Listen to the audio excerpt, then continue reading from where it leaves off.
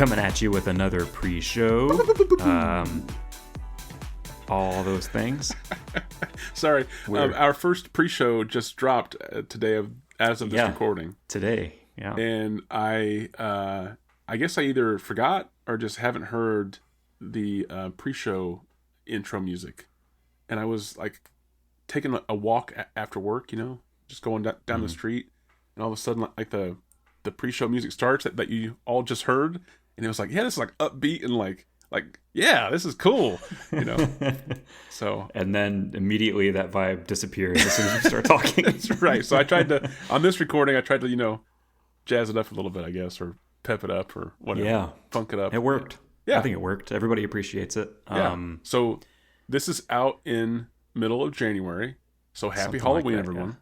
Yeah, happy Halloween. We are recording this, as you see, on the 31st of October. That's right. Hallows Eve. I'm coming at you. Correct. I'm coming at you from a cabin in beautiful Toronto, Ohio. Are you in the woods? Canada. Half in the woods, kind of. Half woods. Yes. Is it the back half? Is it the front half? What half? It's the back half, yeah. Okay. So we're actually kind of like perched atop of a hill. Oh. So there is actually a highway just if I could see through my walls, there's just a highway like right over there. Okay, and then, so you're not far from civilization. Right, yeah, not at all. Yeah, you can hear it if you go outside, but from in here you can't hear anything. And then this side over here is woods and like continuing hill. Okay. So you're on the edge. We're on the edge. There's a very steep slope to get up the driveway. So this is booked via Airbnb, very ethical and fair website, I know. Yeah. So they did say in the description that like if you're booking this place in winter, make sure you have all-wheel drive because you're probably not going to get up the driveway. Oh, wow. Because the driveway is very steep. Is there a place to like park at the base of the driveway just in case? I think so. I think there was. Like by the mailbox down there. I will also say that I'm recording this in the basement of this cabin. Yeah. And so should you hear any noises, it's haunted on Halloween. It's the ghost upstairs. I don't hear anything yet. I will say that I don't know if it'll pick up in the recording or not. Sure. Yeah. I will say that whenever you told me you were going to be in a cabin, and then you said basement, I had pictured, some like slightly broken window, maybe like a draft constantly, a dirt floor, a dirt floor, some like the wood of like the floorboards above you or whatever. And what I'm looking at there is that. Yeah. It looks like you're in a dorm room. Yeah, it is. It's like the same kind of wall, white the white brick. Yeah, yeah. And then it's also so medically bright inside this room. Apparently, yeah. So before me is a pool table. Oh, and there is like a fluorescent light directly, like a very bright fluorescent light. You're like squinting in pain looking at it. Yeah, you can't look at it. It hurts. Sunglasses in this basement are required. Yeah, I sent you a photograph of this here basement. You did, and I forgot to look at it. There is a like awesome arcade machine in this corner to my left. Oh. I was playing some Galaga and Super Breakout on there a little while ago. That was fun. Nice. So are you set like at the green table in the corner of this picture? Yeah, so I have pulled that away from the corner, and so I'm actually facing the direction that I took that picture from. I see. So if I was in that picture, I'd be facing the camera. There's a large TV down there with you? Yep. It's very nice. Yeah. Upstairs actually looks like a cabin, unlike the photograph that I sent to Will. The rest of this place is actually like wood, and it smells like wood. It's very nice. There's a wood burning stove in the living room. which is really nice and really cool. There is like big TVs in every room, similar to this one in the basement here. There's a hot tub outside. Nice. And a grill. laundry. So we There's actually laundry outside. there is laundry outside. Wow. No, there's a washer and dryer in the basement here. So like where I took that picture from that I sent you would be to my left. Oh, okay.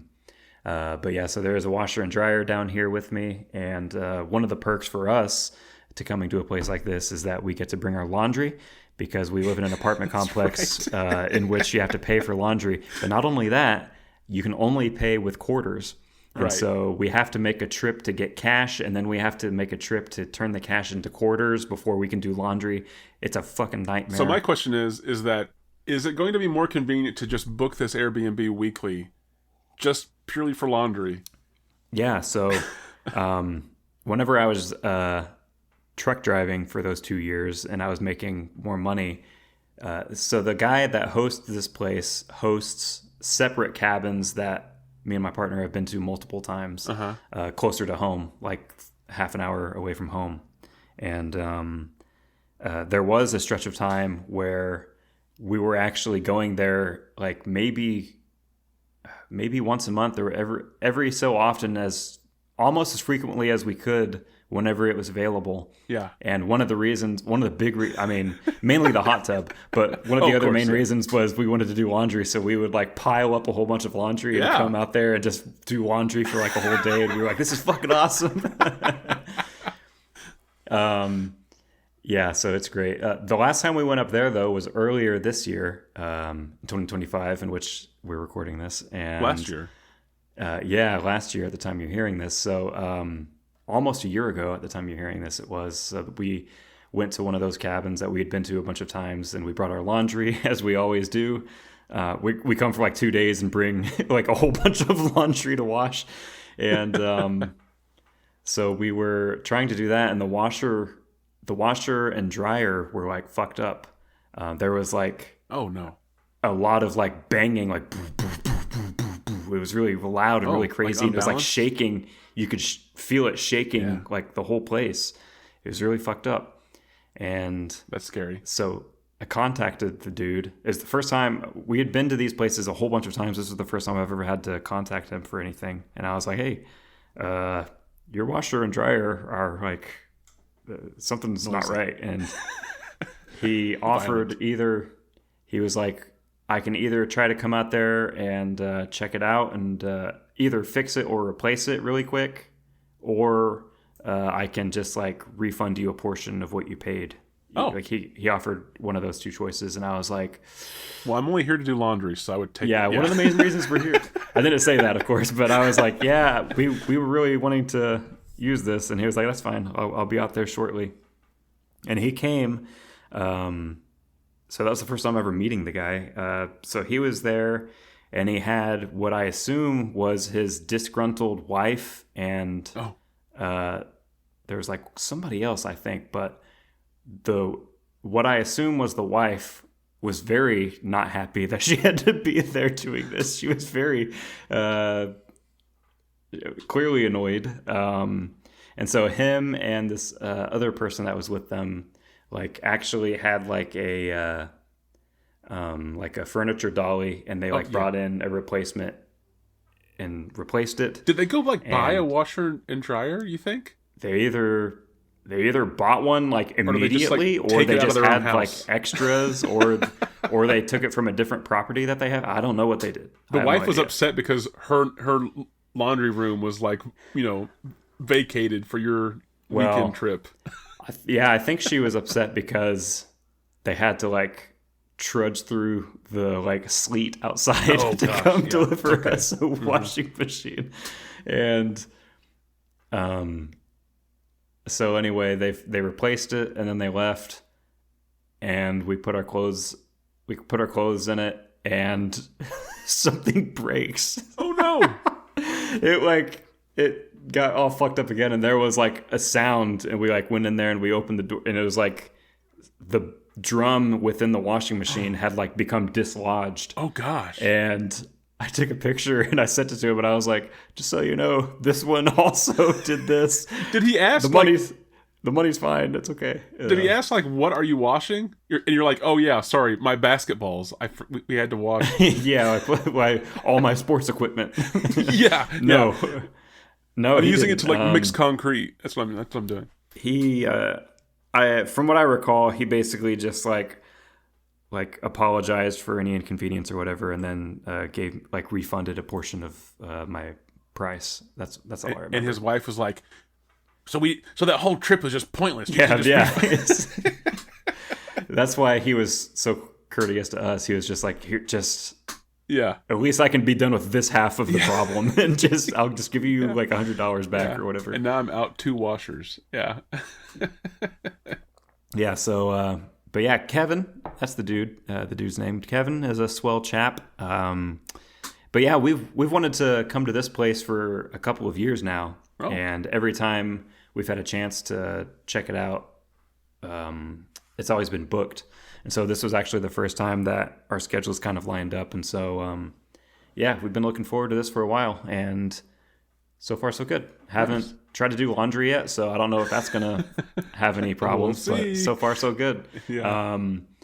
My partner went out to the hot tub for a little bit earlier, and then it started to drizzle, and so she came back in. I was going to, but then I started playing this arcade machine, and I got caught up in like intense Super Breakout games, and was getting angry with it, and so like I was like, oh fuck you, and then I like had to keep trying to do better, and so I kept playing it the way games work, and then I was like, okay, I'm gonna go out to the hot tub, and I went back upstairs, and I went to go change, and I seriously was in the position where I had like my thumbs within my waistband ready to pull my pants down to change, Right. And as soon as I like put my thumbs there and was getting ready to pull down, she came back inside and was like, yeah, it's starting to rain, and I was like, oh. So is it like not covered? Is that the issue? Like there's no like roof or anything over top? There of it? isn't, no. Okay. No. I see. No. But yeah, I don't think it's supposed to rain. It's probably not even raining now at this point. But Well, why aren't you like recording from the hot tub then? Come on. yeah, so she made the same joke already. I'm not joking though. I'm being serious. Like bring my expensive laptop and microphone and just set them upon the edge of the hot tub and hope nothing happens and hope the steam Well, I mean, doesn't cause any issues. If you have, did you bring your like arm thing, like the boom, the mic boom? The mic? No, I did not. Oh, okay. No, Because you could have like I just have like my tripod or like little stand. Yeah, the little stand that came with the microphone. Because you could have just like clipped that on like a chair next to you, and like craned the arm over top of the.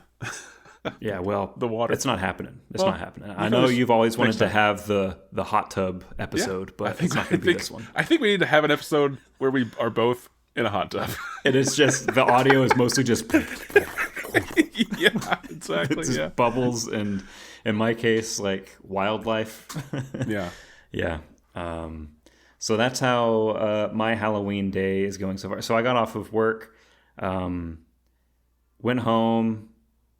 I was going to go to the store, and then at the last minute decided I don't really want to do that. Yeah. And so, like any good American should do, I ordered a bunch of stuff from Amazon instead of going to the store. And then I fell asleep and woke up multiple times. And then I finally was deciding to stay awake. And what was it? Oh, I watched... I opened up my Blu-ray copy of the movie Friendship. Oh, yeah. That I got, and I watched the extended Connor O'Malley scene. Oh, finally, that I've been waiting for. Oh, it was really very good, huh? Very good. Yes, I that need to was. see that It still, was worth the whole buying thing. the Blu-ray so I could see that. Yeah. So yeah, that was great, and then yeah, drove up here, and then so this is what it is. So I got a text message from, I already told you this, but just for the recording, I guess I did tell you.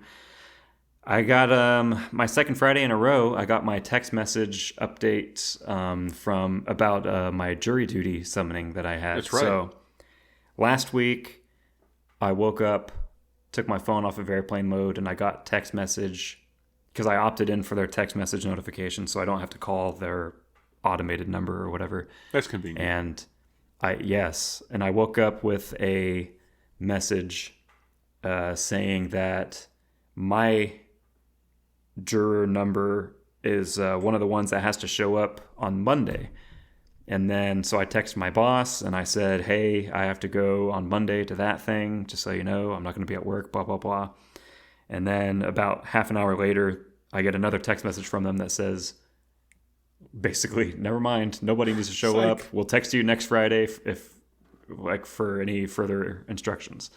And so that would be today.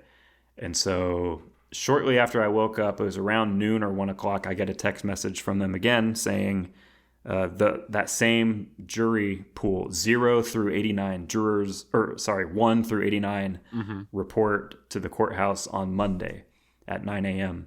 And so again, I text my boss and I say, hey, I got a text message. I have to go to the jury thing on Monday. And he replied, okay, with a thumbs up emoji. And then Good boss answer.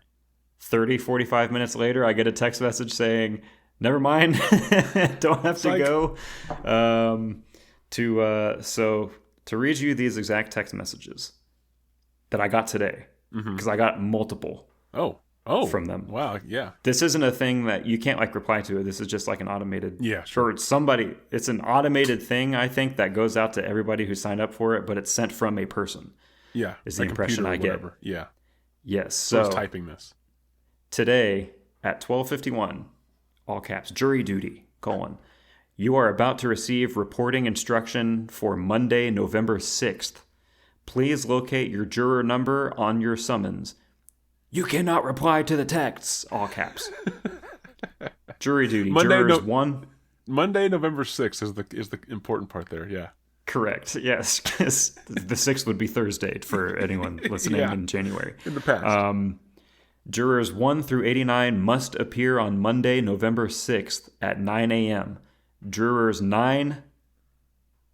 See, and then, so they made another typo because it's supposed to be 90 through 500, but they put 09 through 500. Do not appear. We need 491 people to show up on Monday the 6th that doesn't exist. Yes. That would have been amazing if that would have went through and not been canceled. That would have been so awesome if yeah. like all 491 showed up and there's like mass hey, parking like issues and the train. Yeah, they said we show up. Do not appear and we'll get a new message on Monday afternoon. Correct date, November 6th. That's what the message says. The second one. Correct The third date. one. The third one, parking. The $2 lot on East Front Street is recommended. There is an attendant to take cash. The other lots have automated payment kiosks. And then they send another text message 2 minutes later. Jury duty. The first message had the date in error. The correct day is this Monday, November 6th. Our apologies. So they doubled down on the date here now. So Yep, Linda's drunk is what it is, Yes. and she's trying to get out to go to the next office party. That's right. Yeah. And then 3 minutes later at 1:01, jury duty. OMG with 3 exclamation points. The correct date is November 3rd. I am so sorry. The message was auto-correcting the wrong date. Once again, sure it Monday, was. November 3rd is correct. This message was in all caps. Yeah. And then then another one at 1:07, so 6 minutes later, another message. Well, one more correction. Number 1 through 89 must appear, and it is number 99 through 500 that do not appear. Once again, our apologies. If you have questions, please call this phone number. 99? Which also means that, so if it's number 1 through 89 that Yeah. appear, And then so 99. this means jury numbers 90 through 98 don't have They're to in do limbo. anything. They're in limbo. They either Yeah. appear. It's Schrodinger's jury pool, basically, where they appear or not appear. Yes, the same just time. depending on whether you're seeing if they're there. Yeah, exactly. Yeah, exactly. Yeah. Yeah. So, then I get another text message. So the last one, or the last two that I got were at 2:45. Jury duty update. The trial scheduled for Monday, November 3 has been settled, and jurors 1 through 89 will not need to report for jury service on Monday, November 3rd. And then also, no jurors are needed to report for your second week of service. Your scheduled term has ended, and you will no longer be needed for jury service. Thank you. You're free. You made it. You survived. So Unfortunately, I survived. unfortunately, jurors 90 through 98 still have to do something because they were not told to do anything. Yes, they never got the messages. If they called into the hotline, they got nothing. Yeah. No, there's no response, like no message. The purgatory of the judicial system, basically. Yeah. Yeah. Well, cool. So you survived. yeah. You didn't get pulled in. Yeah.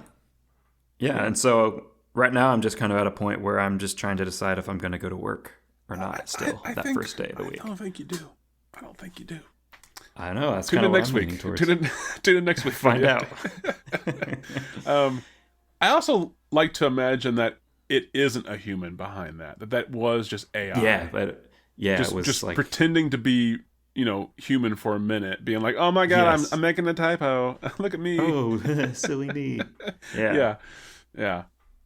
It's very possible. The whole OMG thing is pretty funny for this to be like an official text from a government. I know, thing. that's what I thought from It's the just like, fucking OMG.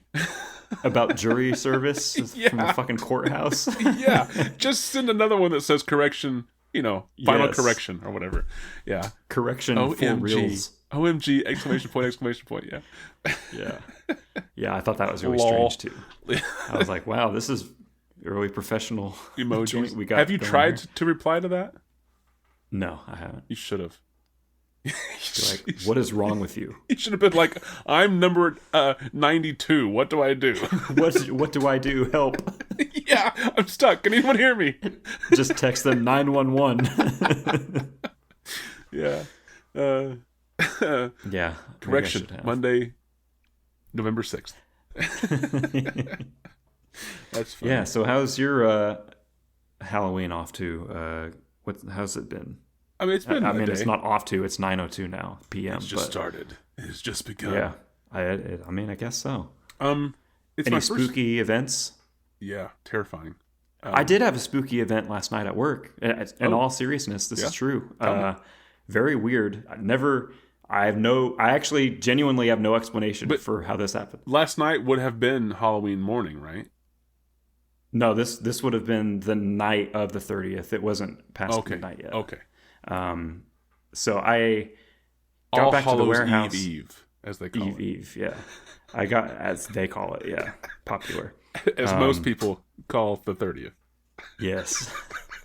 I got back to the warehouse, and basically the first thing that I always have to do is like unload the truck that I brought and then the truck that the other driver brought. And so I look at the like order sheets to see how many tires are on these trucks, and then that determines how many pallets I have to lay out. And so I did that just as I do every night, and I get on the pallet jack and I go to grab the pallets, and I go over to where the pallets are. Yeah. And I truly thought that there was another person that was there. Oh, interesting.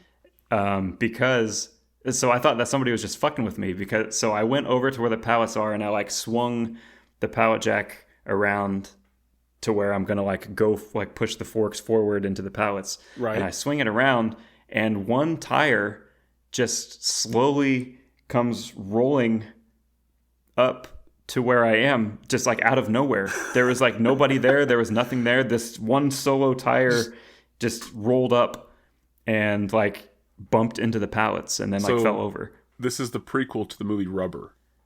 Right. Yeah. This is Rubber Junior. Rubber Junior. Yeah. But so I actually did. I seriously thought that one of the warehouse guys got there early or something. And so I like just fucking with turned around and I looked, and I thought maybe somebody was like hiding behind the racks and was like fucking with me or whatever, but I didn't see anybody and I didn't hear anything. And so I got off the pallet jack and I went into the office where my boss is, because right now he's the only other person there besides me. Uh-huh. And I just went in there and I was like, just to make sure nobody else is here yet except for us, right? And he was like, yeah. And I was like, he like slowly turned. He's like, it's happening. You've been here long enough. Yeah. I was foretold of this night. Yeah. So he said that we were the only ones that were there so far, and I was like, I thought that this other guy was here early or something, because I was like, I don't know if we have like the ghost of the warehouse acting up or whatever, but I was like, I just went over there and this fucking tire just rolled up on me out of just like from nowhere. I don't know where it came Saying from. hi. It came from like a direction, like from which there's like no reason why this tire would just be randomly rolling. I have no idea where it came from. That's or wild. Why. Yes. And so I said that, and then he just like laughed. It was like, what the fuck? And I was like, yeah. And I was like, back to work, I guess. Yeah, Just back went at it. outside and went back at it.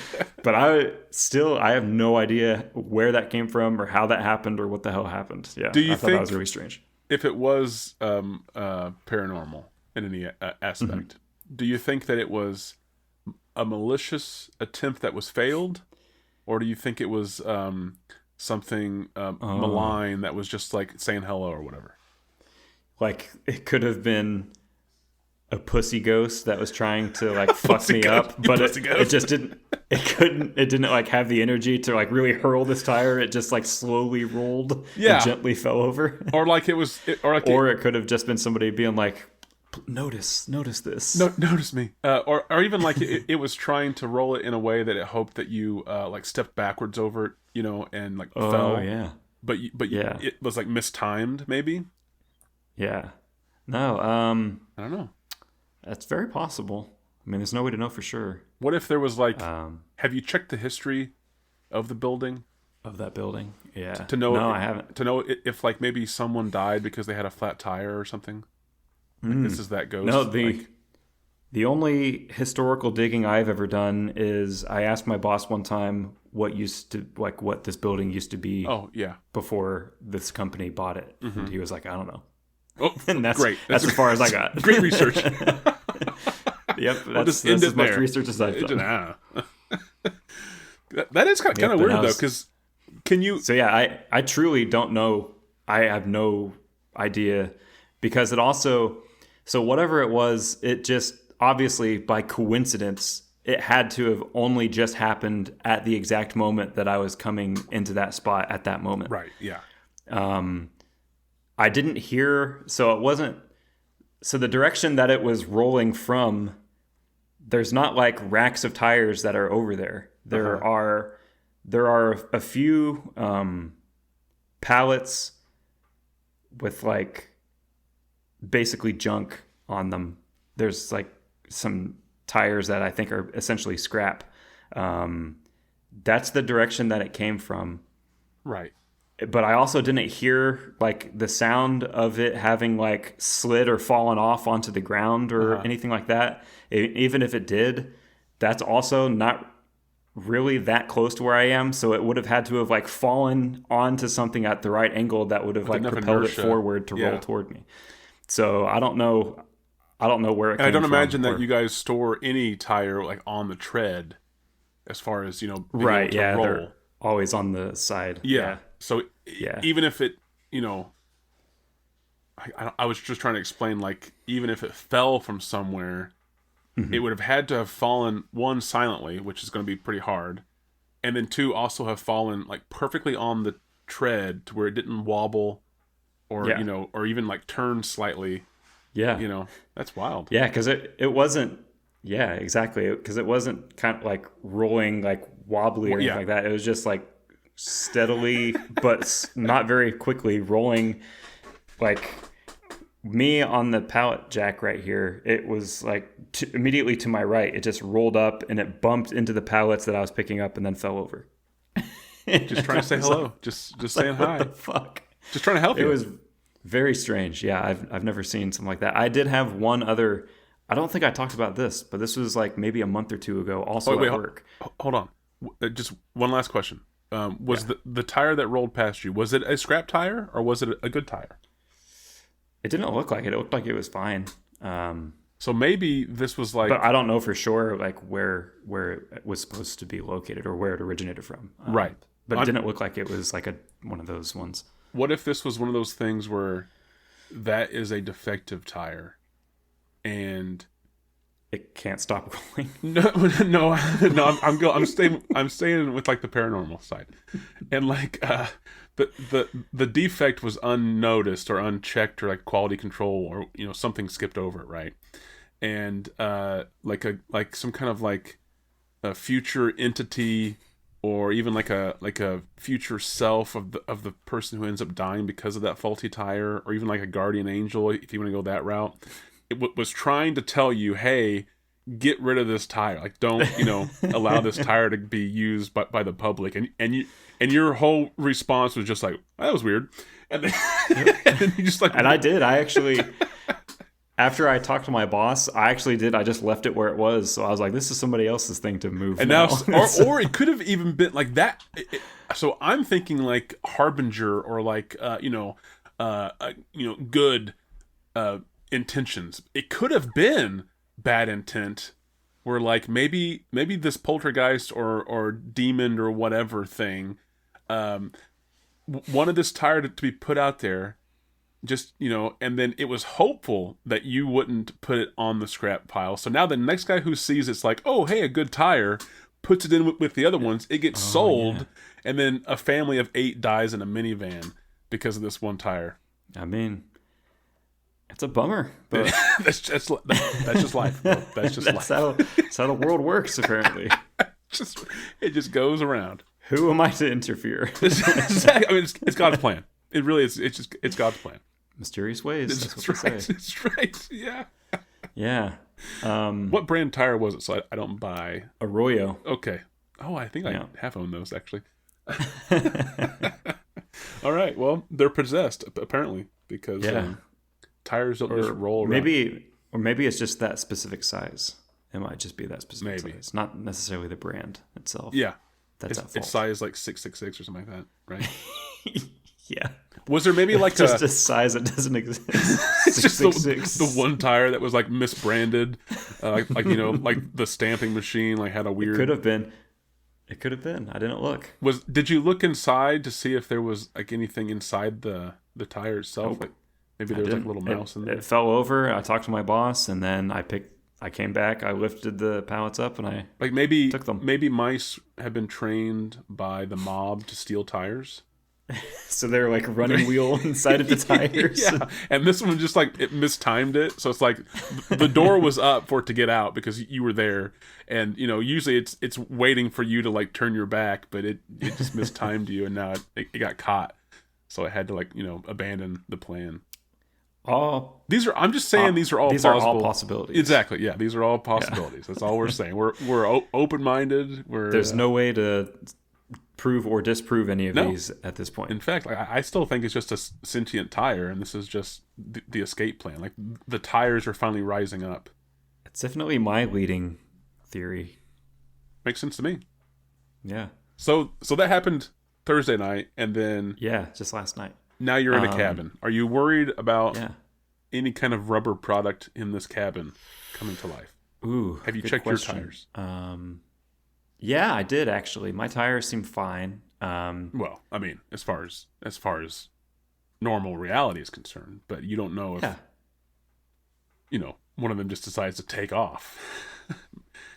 There's no way to stop it if so. So I guess if that's what happens, then that's what happens.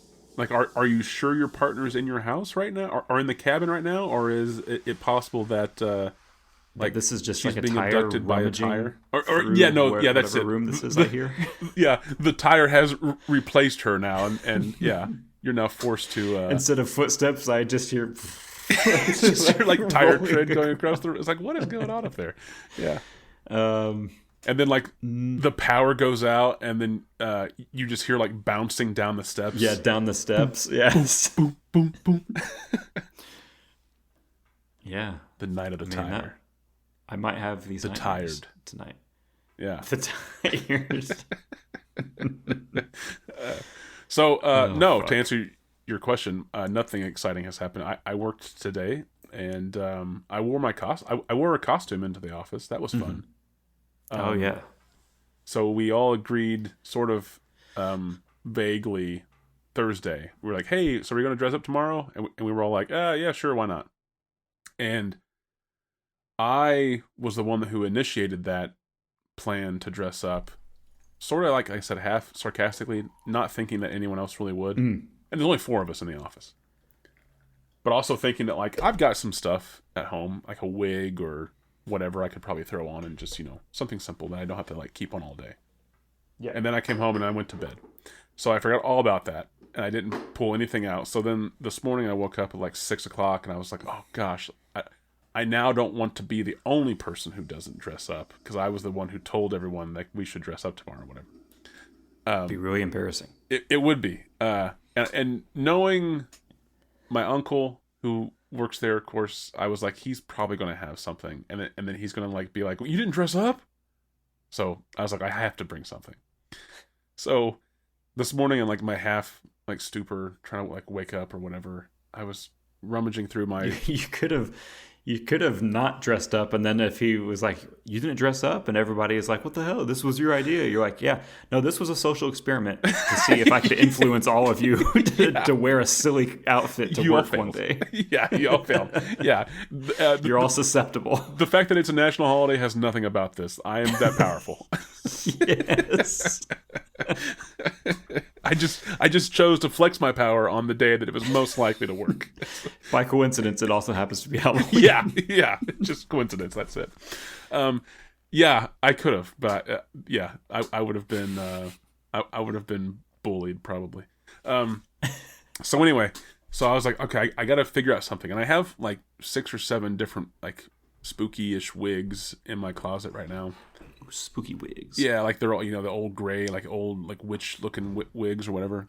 And then I have a couple hats. I have like a top hat, and I was just like, I don't know what really to bring, and if I even put like a wig or a hat on, like what else am I gonna, like just normal clothes, and just be like, I'm a gray hair now. Happy Halloween. Yeah, that's like the A24 hoarder of like old people. Yeah, old people are scary. It's called old. It's just So I decided against that. And I was like, what else do I have? And then I have a straight jacket that I made like 18 years ago. Probably even, 18 or 19 years ago. I have a straight jacket, and I was like, oh, I could just wear this. But then I pulled it out of the closet briefly, and I forgot that it had blood. Like, it has like fake blood all over the front of it. So I was like, I was like, I don't want to go too far in like the gore, Show up outside and you're just like, help! Wait for somebody to come out and find you. Yeah. Well, mostly I was worried about like being in the, because my desk is situated to that it almost seems like a reception desk, in the sense that like I'm right near the front door of the office. And there's like no separation from me and like the entryway. So I was like, I don't want to have this thing around, let alone even on me, if we get salespeople all the time or deliveries or whatever. I was like, I just don't want to freak anyone out, or even just like make someone uncomfortable. So I was like, not the bloody straight jacket. So I was like, I don't know really what else I have. And then it dawned on me that I still had this like full head to toe Bigfoot costume that I bought for a short film that we were supposed to do a long time ago. The stream. And God, that was like what, like 6 years ago or whatever. Yeah, four, I think. Fourth. It was pre-COVID, I thought. Because I believe it was 2021, because I remember I wrote the first draft whenever I was living in the house in Washington, so it would have been 2021. Okay, so I thought that was pre-COVID. Okay. Yeah. So it seems kind of like it. It feels like it was that long ago. Yeah. So 3 years ago then, or so, 3 or 4? 4. Yeah. 4. So almost 5. So I've had it spring 2021, I believe, that I wrote it. I don't think I've worn the whole thing ever. I've put the gloves on. I put the mask on once before, but not like out in public. It was like here in the house, for like a video chat or something along those lines. It wasn't at like Walmart or something. Yeah, it wasn't anywhere outside of this room that I'm in right now. I don't think. So then I was like, oh, I still have that, and I'm still trying to like wake up and like get ready this morning. So I'm not really remembering where it even is. I just know that I was like, it's in this house somewhere. I've moved it. I can't recall where it's at, but if I can at least find the mask, I'll just take the mask and then, I'll put the mask on and, whatever. So then I decided to take that and fine or whatever. So I do my shower, my, teeth brushing and all that kind of stuff. And the whole time in the shower, I'm thinking like, do I do just the mask or do I actually commit and do the whole thing? Like what's going to be better as far as reaction at the office, and then also what is going to be worth the hassle. That was kind of like where I was going back and forth. I was like, I could just do like the gloves and the mask and then go like tap on one of the windows, as I got there, and just like, been a little creepy or whatever. And then we all laugh and it's done. But then I know that my uncle or somebody's going to ask about, do I have the rest of it? And I'm going to have to say yes. And then they're going to say like, why didn't you bring it? And that. But then also part of me was like, if I do put it on, if I do take it, the whole thing, because it's like a onesie basically that kind of ties in the back. The legs and the chest are all one piece. I was like, if I do take it, like, do I bring it in a bag and then like sneak into the bathroom in the back, put it on, and then come out of the bathroom with it on? Or do I put it on here at the house and then drive with most of it on and then get out? I was like, so this is the whole time when I'm taking the shower, right? So finally I decided, screw it, we're going to take the whole thing, and I'm going to put it on before I leave my house, drive with most of it, get there, put the gloves and mask on, and then go tap on the windows. So that's what I did, and it got a great reaction. I went inside the office, and it comes with feet too, like big Bigfoot feet. Mm-hmm. And slipped those on, walked around, got some pictures. I think I sent you that picture of it. Yeah. I wore like one of the company hats, and I proclaimed myself as a new hire or new driver. Good times. I apparently won the office costume contest, even though I didn't know there was one. So yeah, by wearing this the Bigfoot costume you got from Amazon for however many dollars, 4 years ago, that I just had setting in the corner. Oh yeah, so that was the thing. So so I didn't remember where it was at here at the house. So the whole time in the shower too, I'm also, once I've decided during the shower, which my showers are not that long, so this is like a lot of thinking for like 6:30 in the morning.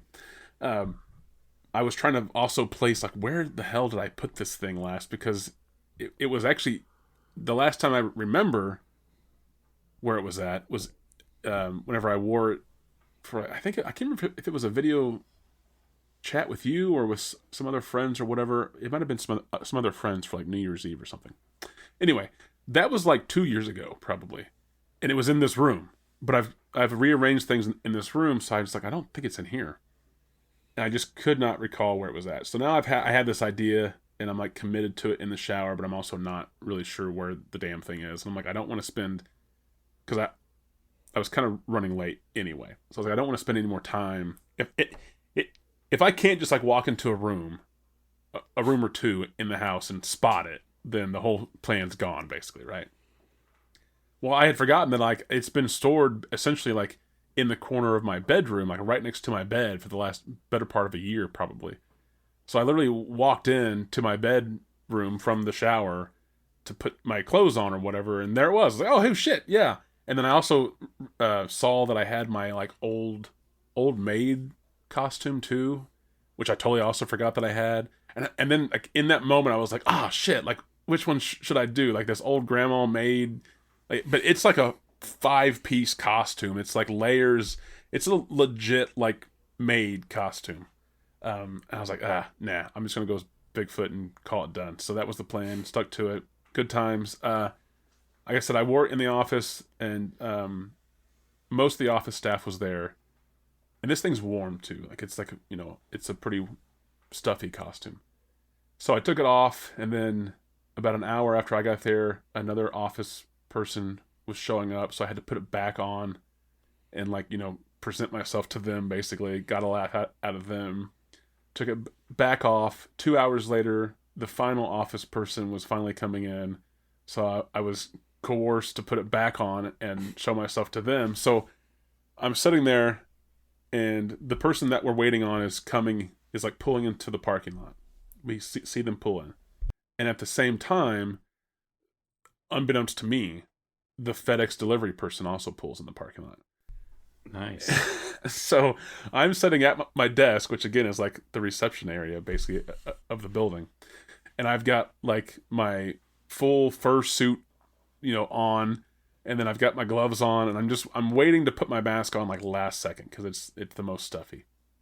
And in walks this very nice woman with a big package, and like she like looks at me and like exclaims and like laughs, and she doesn't speak very good English, and she even says like my English is not very, very good. How do you say the Halloween word? And I was like, I'm not sure I understand. And she goes, the word you say on Halloween. And she kept apologizing, saying like, sorry, my English is not very good. And I was like, no, it's okay, but I just don't know what you're trying to say. And she goes, if I were to come and knock, the Halloween word. And I'm still like, I just don't. And about that time, like there was someone else in the office too, and they like as they started to say it, it like hit me. I was like, oh, trick or treat, and we both kind of said it, at the same time, and the delivery person was like, oh yes, trick or treat, yes, happy trick or treat. And she like left. So that was kind of fun. That was awesome. But yeah, so then the last office person that we were waiting on, he came in, and he always walks into my area. And like he doesn't like, and I don't mean to say this to say that like he's ignoring me or like not acknowledging me, but he comes in and he just has a habit of coming in and like looking a certain direction first. So I knew that he was not going to see me immediately upon walking into my area, right? He just doesn't. He has the same habitual path that he does and like the head turn and everything, right? So I'm sitting at my desk, and I have my feet up on my desk crossed, and I'm like lounged back, like sitting back in my desk chair, kind of like taking a nap, as Bigfoot, of course. And he walks in and he talks to like the other office staff for like 45 seconds, and I'm just like back there just like waiting for him to turn around. And they've all got their cameras on, like their phones out, to like get his reaction. And he's wondering like what's going on or whatever. And finally he turns around and grabs his time card, which he puts on my desk. And he grabs his time card. So now he's like facing me. Still has not acknowledged that I'm, lounging. It's like that Bigfoot. Video where you're supposed to like count how many times they pass the ball. Yeah, exactly. And and the gorilla suit guy comes into the middle and you don't notice. Yeah, exactly. Only there's nothing else happening and the gorilla is standing still. Basically, it's this version. So he finally he grabs his time card and he signs it for like his, because he's leaving now. Actually, he comes in, but he's been working all morning. But he goes down to sign it, and then he finally like puts the pen down and like looks up to like acknowledge me, like see ya, have a good weekend or whatever. And he's like, what in the world is going on? So yeah, that was great because it was this super delayed. Yeah. So yeah, so that was the whole day. And then I said I came home and went for a walk, and I decided to listen to the pre-show. The very first pre-show. That was kind of cool. Mm-hmm. And I was... Did that logo show up? Oh, I didn't even look. Because it was in my pocket the whole time. But I was amazed that by listening to the podcast that we went on hiatus back in the spring of 2025. And we were on hiatus for less time than it took to build the bank up that you're hearing as listeners right now. Yeah. And I was like, oh, wow, that's been a long time. And most of that time was just recording. By a long shot, yeah. But it was also, it was kind of on and off, I guess. It was kind of just like, because I think we recorded one or two, and then we were kind of just went back to like, all right, well, we're not going to record again for a while, and then didn't for a while. My memory of it is that we came back in April, and then I got busy with a summer haunted house event, and I went on a vacation. Yeah, right? Yeah, and then immediately after that, it was like hit or miss as far as busy. Yeah. From my memory. But there could have been a time where we were just like, nah. But yeah, I just recalled being more busy during our coming back recording sessions than I was during the hiatus. The hiatus was like a lull point in my busy schedule. Of course. So, and no, the logo didn't show up. So what to fix that? So I guess if you're listening to this now and you've seen I think it may, I don't know, it might depend. I don't know where my partner was playing it, but she was actually, I went outside whenever she was in the hot tub and she had it, she was playing it, and I noticed she like tapped her phone screen and I noticed that it was that picture on her screen. So it's some players I don't have know it, where some she was don't. listening to it, I guess. Interesting. Well, Apple does not, apparently. So I'll need to see if the one I use does or not. yeah, so if you're listening to this, write in and tell us, what logo do you see? Do you see the, what was that called again? Regular logo, or do you see the special pre-show specific It's special. logo It's that we worked hard on? Well, that you heard us create on one of the yeah, pre-shows. exactly. At this point in time, if they've been listening to all the pre-shows, they've heard the creation of that logo, I guess. But yeah, in the first few episodes, at least, first couple of episodes, I think, of the pre-shows, they won't have any information as far as where that logo came from, if they can see it even. yeah, So, yeah. That's how we like it. We like to be mysterious. that's right. So I was listening to the podcast the pre-show as I was walking. I went for a walk. I was partaking in all of my town. Sorry, not all my town. All of the new sidewalk. There we go. That my town has put. Oh. So I was enjoying that. Went for a good hour walk, and then I wanted. Are you able to disclose where that is? On the here sidewalk? or off? Yeah, the sidewalk is next to the road. Okay, that clears that up. The main east-west highway through town, they've been redoing for years, and they've added a bike trail. Actually, it's wide enough. It's like a 6 or 8 foot wide sidewalk, and it has stop signs and everything. But it's like a Interesting. legit bike trail next to the road now, and there's sidewalks on both sides, and it goes from one side of town to the other, completely across. Oh wow. But there's still part of it that they're still finishing building currently, so it's not 100%. It's like 80% done. But so in we're front talking like the front of- Wendy's Yes. / elementary school stretch. well, it even road. extends now into like the root beer stand and down that road. It'll eventually go all the way down to where I'm trying to think of what's actually on that corner. It goes all the way down to the road Past that plaza. plaza. Oh Yeah, yes, the plaza yes, with, yes. the yes. flea market No, or whatever's yeah. there now. It goes past that. And past like Casey's. No, that's the corner that it turns towards the park.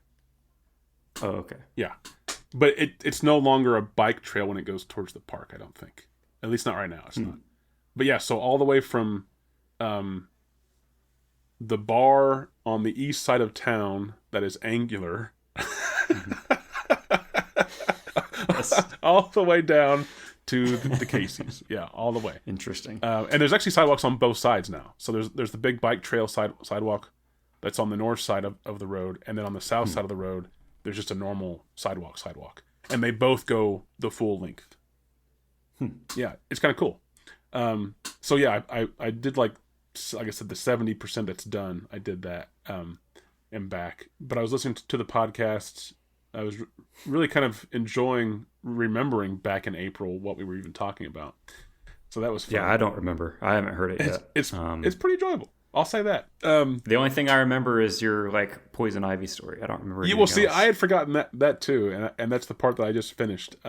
That's the only thing I remember because that like I thought that was like a fascinating. I had never heard that story. It was before, longer than I expected. I think about that story periodically, just at random. Oh wow! It impacted. It really left an impression on me. Well, good. And then my intent is we were actually going to start recording tonight later than usual, which we still did, but even later than now, because my intention was to come back after my 1 hour walk and drive an hour to a tiny haunted house in the middle of nowhere, do that, and then immediately like leave and come back and try to be on here in time to record. But I decided like literally last second to not do that because I was worried that it was going to take longer to do that whole there and back journey than what we had planned to record. And I didn't want, one, to keep you waiting, but two, I was like, if we record pre-show starting at like 10:30 and then and then record normal shows, like it's going to be like 4 a.m. before we're freaking done. So I was like, yeah, I'll just decide against it. So didn't do that. I saw a lot of trick-or-treaters outside. That was kind of cool. Oh, yeah. It always gets me in like it's like the same feeling I'm sure that some people feel like around Christmas time, maybe. Like you get like that like warm, like like bubbly feeling inside, and then you realize it's like indigestion, and then you get also like this joyous feeling as well. It was just cool to see like a lot of people out, and like downtown, and like the Main Street area, they've got that new outdoor park now. I'm not sure if you're aware of this. There's like a whole outdoor venue thing now, and there's like a stage and everything. Like near the theater? Yeah, in a block down. Part of downtown? A block down. Huh. It's all grassy. Like there's grass and there's pavilions and there's a stage and everything. And they're doing like a free movie there tonight for kids. And then the theater itself is also playing. I think it's not happened yet. I think it starts at 10:30. They're playing Scream tonight on the theater for free. It's like free for everyone. That's kind of cool. And there's something happening at the library tonight that was like, and there's a bunch of like the safe stops or whatever for trick-or-treaters, So it's showing cool. Martyrs at the library. That'd be fantastic. So my last minute schedule changed. I was like, I still need to eat. And that was also part of the thing too. I was like, if I leave here, my house after the walk, now go drive an hour, do the haunted house, which might take like 20 minutes, and then drive back. I was like, I'm not going to have any food or any time to actually eat other than like, a sandwich or whatever. Right. And I was like, I need a proper like food intake. I wouldn't call it a meal, but I needed like, more than proper just like a gas station sandwich or whatever. Yeah. Food intake time. So I decided to get some boneless wings. So I did that, went to the old Pizza Hut, which is where you go for boneless wings, of course. And I haven't been into our Pizza Hut in years. And I don't even think I've even ordered Pizza Hut in years, but even longer than that has it been since I've actually gone physically inside the building. And I haven't since high school, I think. Yeah, I mean, it's probably been almost 10 years for me. And I was surprised to see the buffet still in there. Now the buffet wasn't open whenever I went. I think it's only like lunchtime buffet right now, but it was cool to see. And then the whole place inside was like decorated, and Pizza Hut's going for this like retro thing, or they're going back to like their roots or whatever. Yeah, there's one near where I live that recently like re-renovated like to the retro look apparently. Yeah, so that was kind of cool to be like in there, and all the Halloween decorations were up, and it was like it was how I remember it looking kind of in the 90s, as like minus like the only thing that felt like it was missing was like the old like chandeliers that they had like over the tables, like or not the chandeliers, but like the lampshades. I think the one near where I live has that because nice. My partner texted me about it, and she was like, "We have to go here." I mean, I kind of do want to go back, but I was there to pick up the order that I placed on the app, and all the staff in the back were all dressed up in costumes, so that was kind of cool. I don't know if that's a health code violation, but it was cool to see that. There was one person that was like a dragon, and another person was like a zombie, I think. And the cashier, she was a witch, and then the main guy cooking the pizzas. I mean, he all he had on was a piece of chainmail over his head. Oh. That was it, but it was cool to just see. Pretty good costume. Like, just to see like actual chainmail on somebody, I guess it could have been doubling as a hairnet. I don't know. But did I ever tell you about this weird local commercial where I live? There was this. I'm trying to remember what the commercial was even for. I don't remember if it was just like one of those like station bumpers where it shows like random footage and it's like News 15. Yeah, News 15, always watching. Always watching you. So I think it might have been one of those, I think. And it shows like footage. There's a shot from inside of like a car dealership.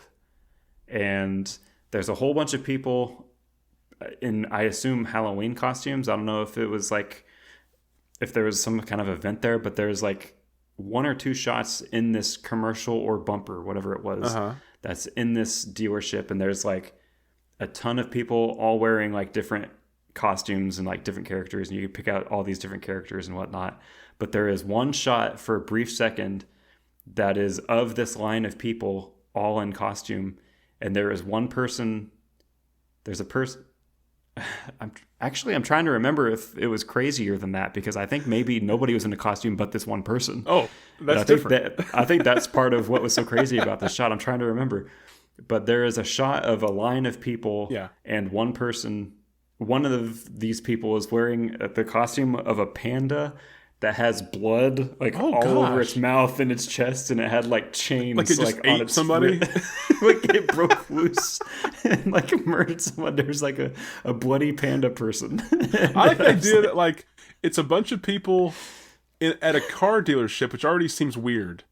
Because I've never been to a car dealership with more than like two people there, and so that's already weird enough. And I like the idea too that like there's a line for some reason at a car dealership. Nobody's in costume but one person. One guy in a panda suit, and then it goes News 15. We're always watching. It's like nothing at all makes sense. And actually, the other fun part is that's actually not even really a joke. The always watch. That's actually the local station that she tends to watch a lot. Actually, their thing is they always say "always watching." It's not "we're always watching" or anything, but it's just always watching. News 15, we're in your house. Yeah. I mentioned that it reminds me of like Monsters, Inc. There's like always watching Wazowski. Like, I'm watching Wazowski. Yes, exactly. Yeah. Yeah. So being in the Pizza Hut and like the mostly nostalgic Halloween Pizza Hut with everyone dressed up. I don't know, man. Like I said, I got like not like sentimental, but like that same, holiday spirit sort of sensation of kind of being like really happy and, like this is awesome and whatever, so that was kind of cool. And then it snapped you back out of it when the person behind the register was just like, "Sir, are you going to fucking order something or are you just going to stand there?" Yeah. No, what snapped me out was that whimsical look in your eye. What snapped me out was I ordered some dip, and that was the only thing that they didn't have ready in my bag, Which, I mean, she acknowledged it. She's like, don't go anywhere. I still have to go get your dip. And I was like, okay. So I'm like taking in the whole, She's a witch. She should have just like magically... Right, exactly. Snapped her fingers. So I'm taking in the restaurant and I'm taking like the costumes. But then like it's an inordinate amount of time that it took her to go get the dip. So now I'm just like looking at stuff awkwardly. Like, oh, they won like the service award for 2024. And water stain there. They haven't. Yeah, exactly. Yeah, it's like, oh, there's a French fry on the floor. I'm just like finding stuff because I've looked at everything already, and I'm just like, so like 5 minutes goes by. So that was really what snapped me out of it. Was just like, was it really 5 minutes? It was like, a long time. Real estimation. Well, no, I watched her go to the back, and then I saw her pull out like I guess the dip that I ordered. She had to go to like the cooler to get like a brand new package of it. So I watched her then open that, and that was another thing too. Was that I think it was the dragon. The dragon was putting in a pizza bowl or whatever thing, where it's like a bunch of pizza toppings in like a bowl, and they were putting it in the oven.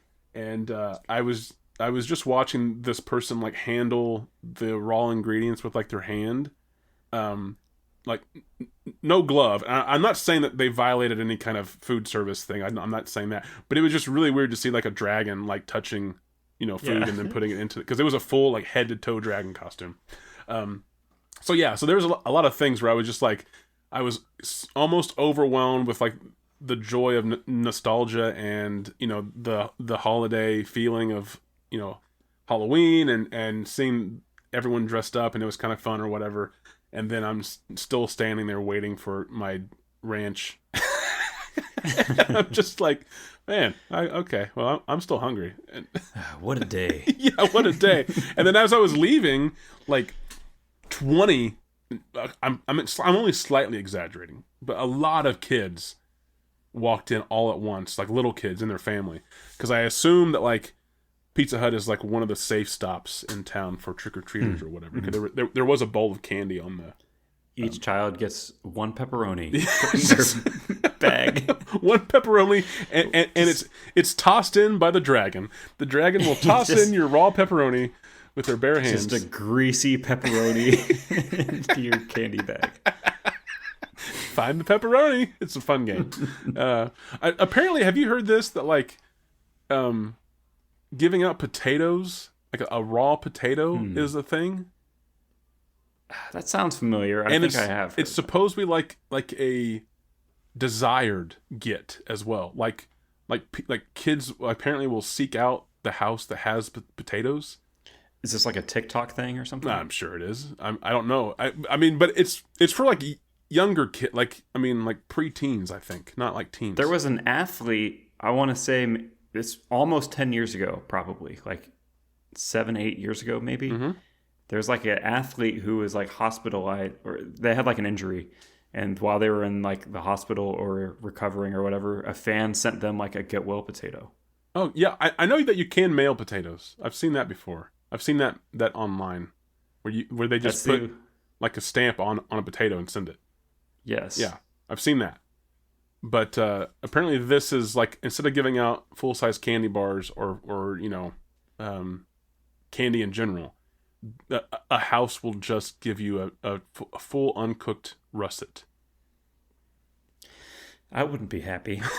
But that's just me. If I was a kid, I wanted the Kit Kats. Yeah. I mean, I don't think I would be happy either, but I mean, it would be kind of funny to just get a potato. Just. Yeah, I think I always would get. There was a popcorn ball that I would always get from like the same. I hated those. I wasn't a big fan of those either. There's like the same people that would give a popcorn ball all the time, and then I think there was also somebody that we would go to that did like the apple thing or whatever. The caramel apples. No, I mean just like just like a fresh apple or whatever. Yeah, just like a fucking red delicious, green ass Granny Smith. Yeah.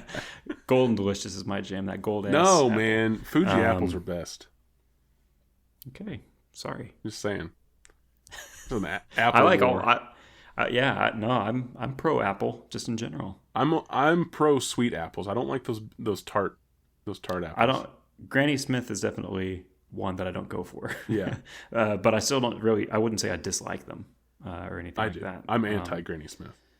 I think she's had it too good too long, and I think she needs to be taken off of the. You think that Granny needs to be rubbed out? Someone needs to take care of her. Yeah. Someone's gonna take her out back and put old Granny in a home. Is what I'm saying. I think she's an overrated apple, by far. Well, that's a lot of people would say that's just plain rude, but okay. Well, I'm just saying. I think the green color. I mean, I'm a fan of green. I think the green color's off-putting. It seems like it's not ripe at all, Ooh. And just the tartest. Before we get canceled, do we need to stop and start the regular episode? I don't know. Before the woke police shut us down for the Apple, Granny Smith bashing. Apple, yeah, elder abuse on apples. I don't know, but anyway, so that was my Halloween, I guess, so far, and then now I'm here. So I had wings, I had boneless wings, I had some nostalgia. I saw a lot of trick or treaters. Listened to our pre-show. So yeah, it was a good day after the old work event. Yeah. Even though I didn't get to go to one more haunted house this year. Well, that's a bummer. It is a little bit. The one I wanted to go to is actually like, it's kind of quaint in a way. It's this lady who owns a big barn, but not don't picture like stereotypical like red like a red barn type barn. It's just like a big, I say barn, but it's like a big outbuilding, you know. And and it is huge. It's like I think like 13,000 square feet. It's massive. It's like 150 by like something 80 or whatever, right? But she's built most of it herself, and she's like, I would say like in her 60s maybe. I could be, you know, that could be a poor assumption on my end, but she well, I'll say she's not under 40. I'll say that. Okay. Really nice lady. I don't even know if she has any kids or not. I don't know anything about her really, but I've met her a few times. But she's built most of the stuff. Like her and a couple people in her crew have built most of the stuff. But it's like kind of really well detailed, but in a way that still looks craft like you know, like there's rough edges, and there's you know some coloring outside the lines, and you know things are not perfect, but the whole aesthetic is like that, so it kind of all works because it kind of all, you know, fits that same sort of vibe. But she's built this entire town, like town square inside of this barn, and that's like the entrance. And then you go into like the buildings that are in the town square. Like you actually enter the building of the town square, or one of them or whatever. And you do like the actual like maze behind that. And it was, I went there last year, and I was impressed for like the size and the scope and the detail of it, for it being a very small crew and like, you know, zero budget. And it's all kind of like handmade. But yeah, so it's their 10th year. So I just wanted to like, you know, go kind of support them. But then I was like, chicken wings are more important, so I'll do that instead. Mm-hmm. Yeah, that does sound like this sounds like chicken wings were the right choice. Instead of going through that haunted house, you got to watch a witch and dragon make food and find I got to ranch. Watch her. Yeah, I got to watch a witch hunt around for a bag of ranch and then pour it into a squirt bottle. That was my haunted house. That was my like. Yeah. That's kind of scary. It's time better spent for sure. Yeah. Yeah. I haven't been to a haunted house in several years now, I think. You're not a haunted house guy, are you? Are you? I enjoyed them. Yeah. Okay. I just haven't been to a ton. But yeah, it's been probably I don't know. It's been several years. I don't remember the last one that I was at. Are you one though that seeks out that type of entertainment in general?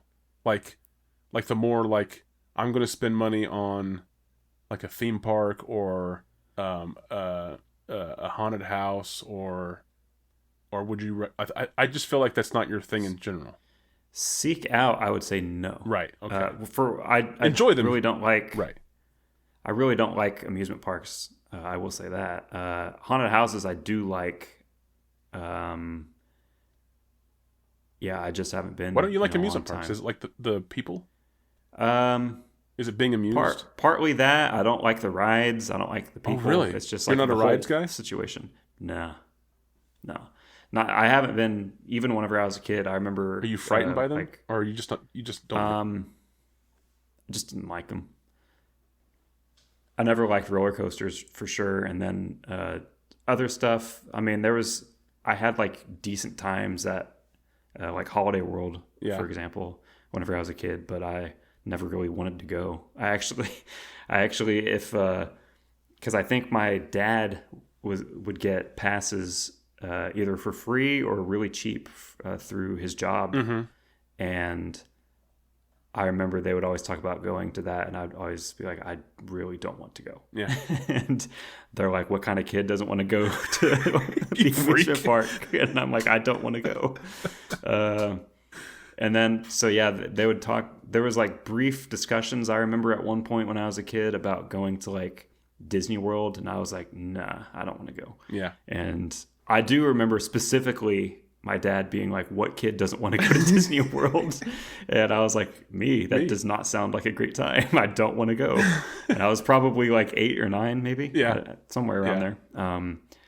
But yeah, there was like brief discussions about Holiday World, and because they had gone either before I was born or like whenever I was like Too young to go. way too young to remember it. I don't remember if I was alive yet when they went.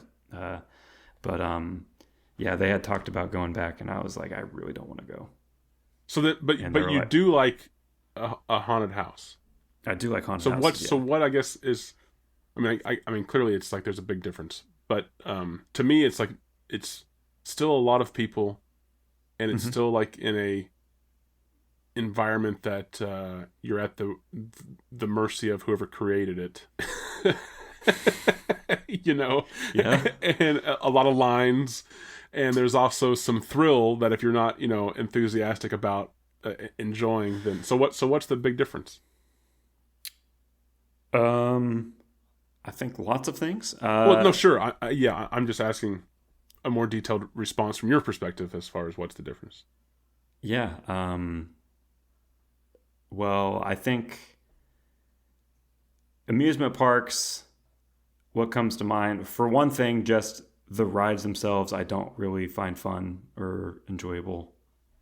I do enjoy the haunted house, like thrill, I guess, if you want to put it that way. The in your face excitement. There is like I mean, obviously they're all different.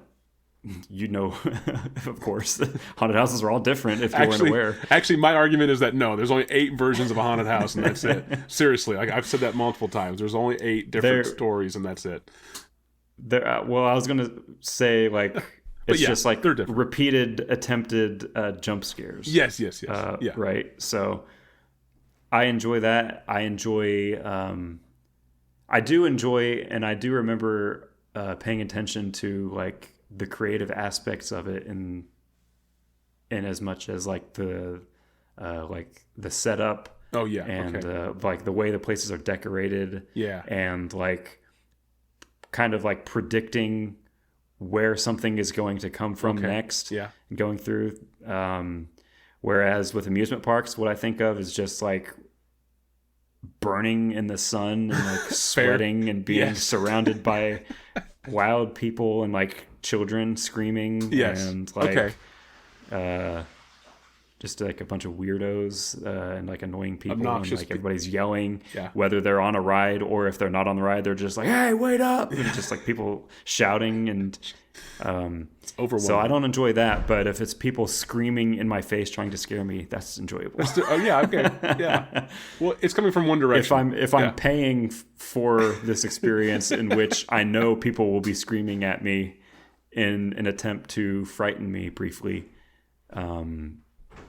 and I know that that's going to happen, then that's fine. But if I'm going to an amusement park, I'm not paying to like listen to fucking Charlie yell for his girlfriend to wait up for him while she's like trying to get to the line or something. There's nothing worse to me either than like an overcrowded or even a slightly crowded theme park where it's just like you have to wait in line to do the one thing that you want to do for like 90 seconds, and you're in line for like 90 minutes listening to Beth and her husband yell at their kid to settle down, or you're listening to like 2 teens do teenage stuff for the whole time you're in line.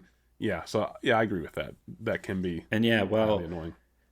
And while there's that stuff obviously at haunted houses too, you'll have those experiences while you're waiting in line and whatnot, but once you get inside, I feel like even with groups, if you're sent through with a group, I feel like you're still able to have like a pretty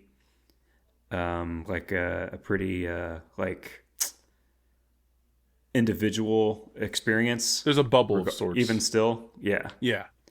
And so I enjoy that. Do you get scared easily?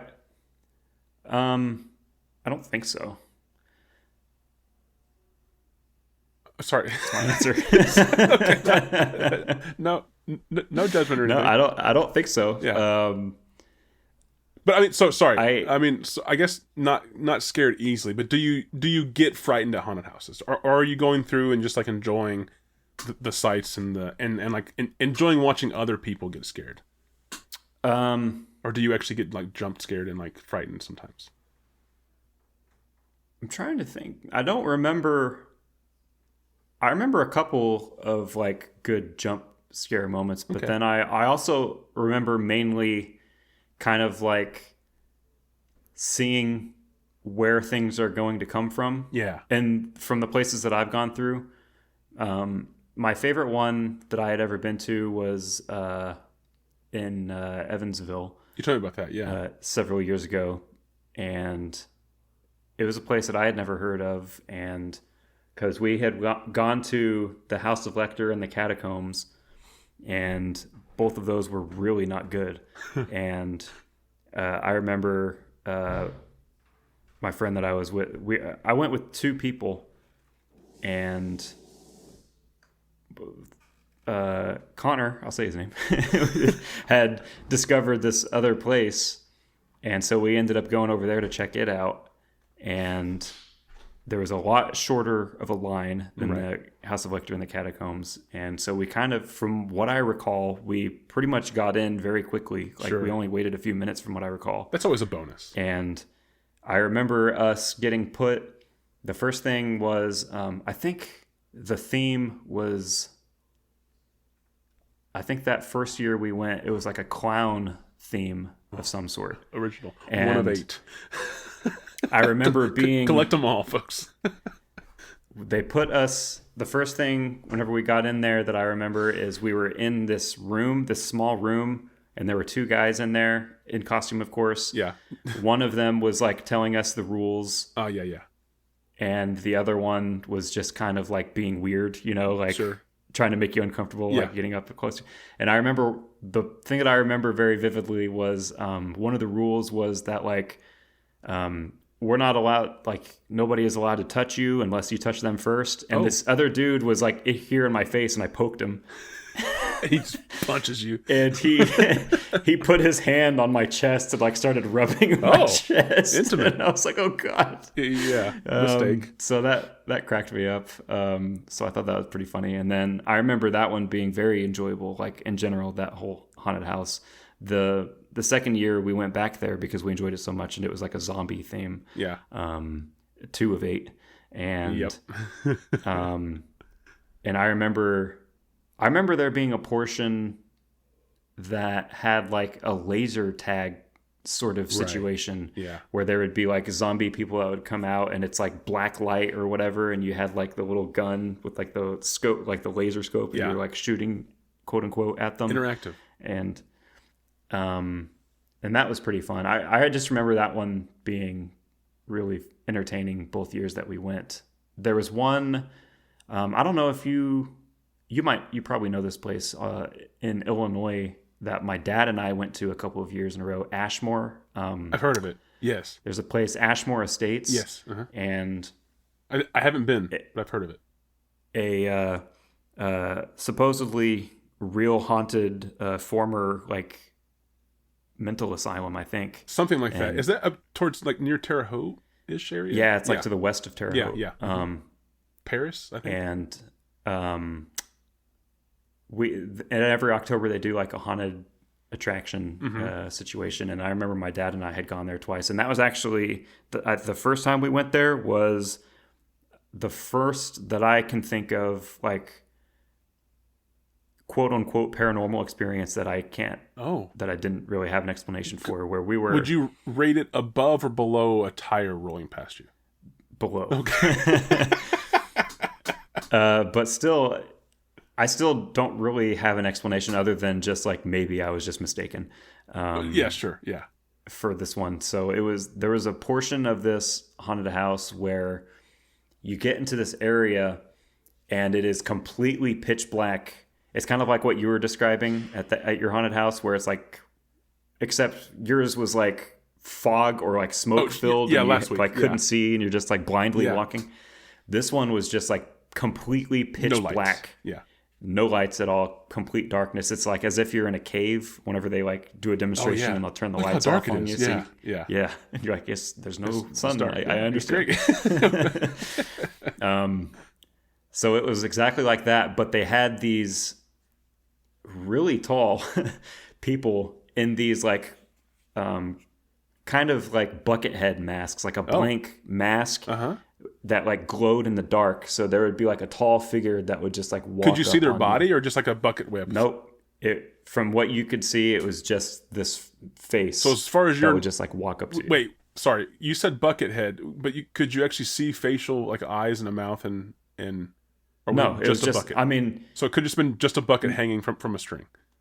no. I meant, no, not the bucket itself. I meant like the mask Buckethead wears. No, is what the- okay, that's what I thought you okay, meant. gotcha. But at first I was like, wait, it could have just been buckets, glow in the dark buckets hanging from the ceiling. Ooh, spooky Just like buckets. swinging around. KFC buckets. Oh god, my KFC buckets. The Colonel's ghost is here. Yeah. Oh shit. Yeah. So it would just be these like blank Yeah. expression, Which like, I've always glow in said the dark masks. that like those masks, because I used to have one on my bookshelf here in the office. Yes. Yeah. I've always said that like those masks are, to me, like very unsettling because there's no like there's no expression. It's just this blank, and it's not human enough to be like familiar, but it is also slightly familiar in the sense of like there's human elements to it. Yeah. Yeah. They're creepy. Yeah.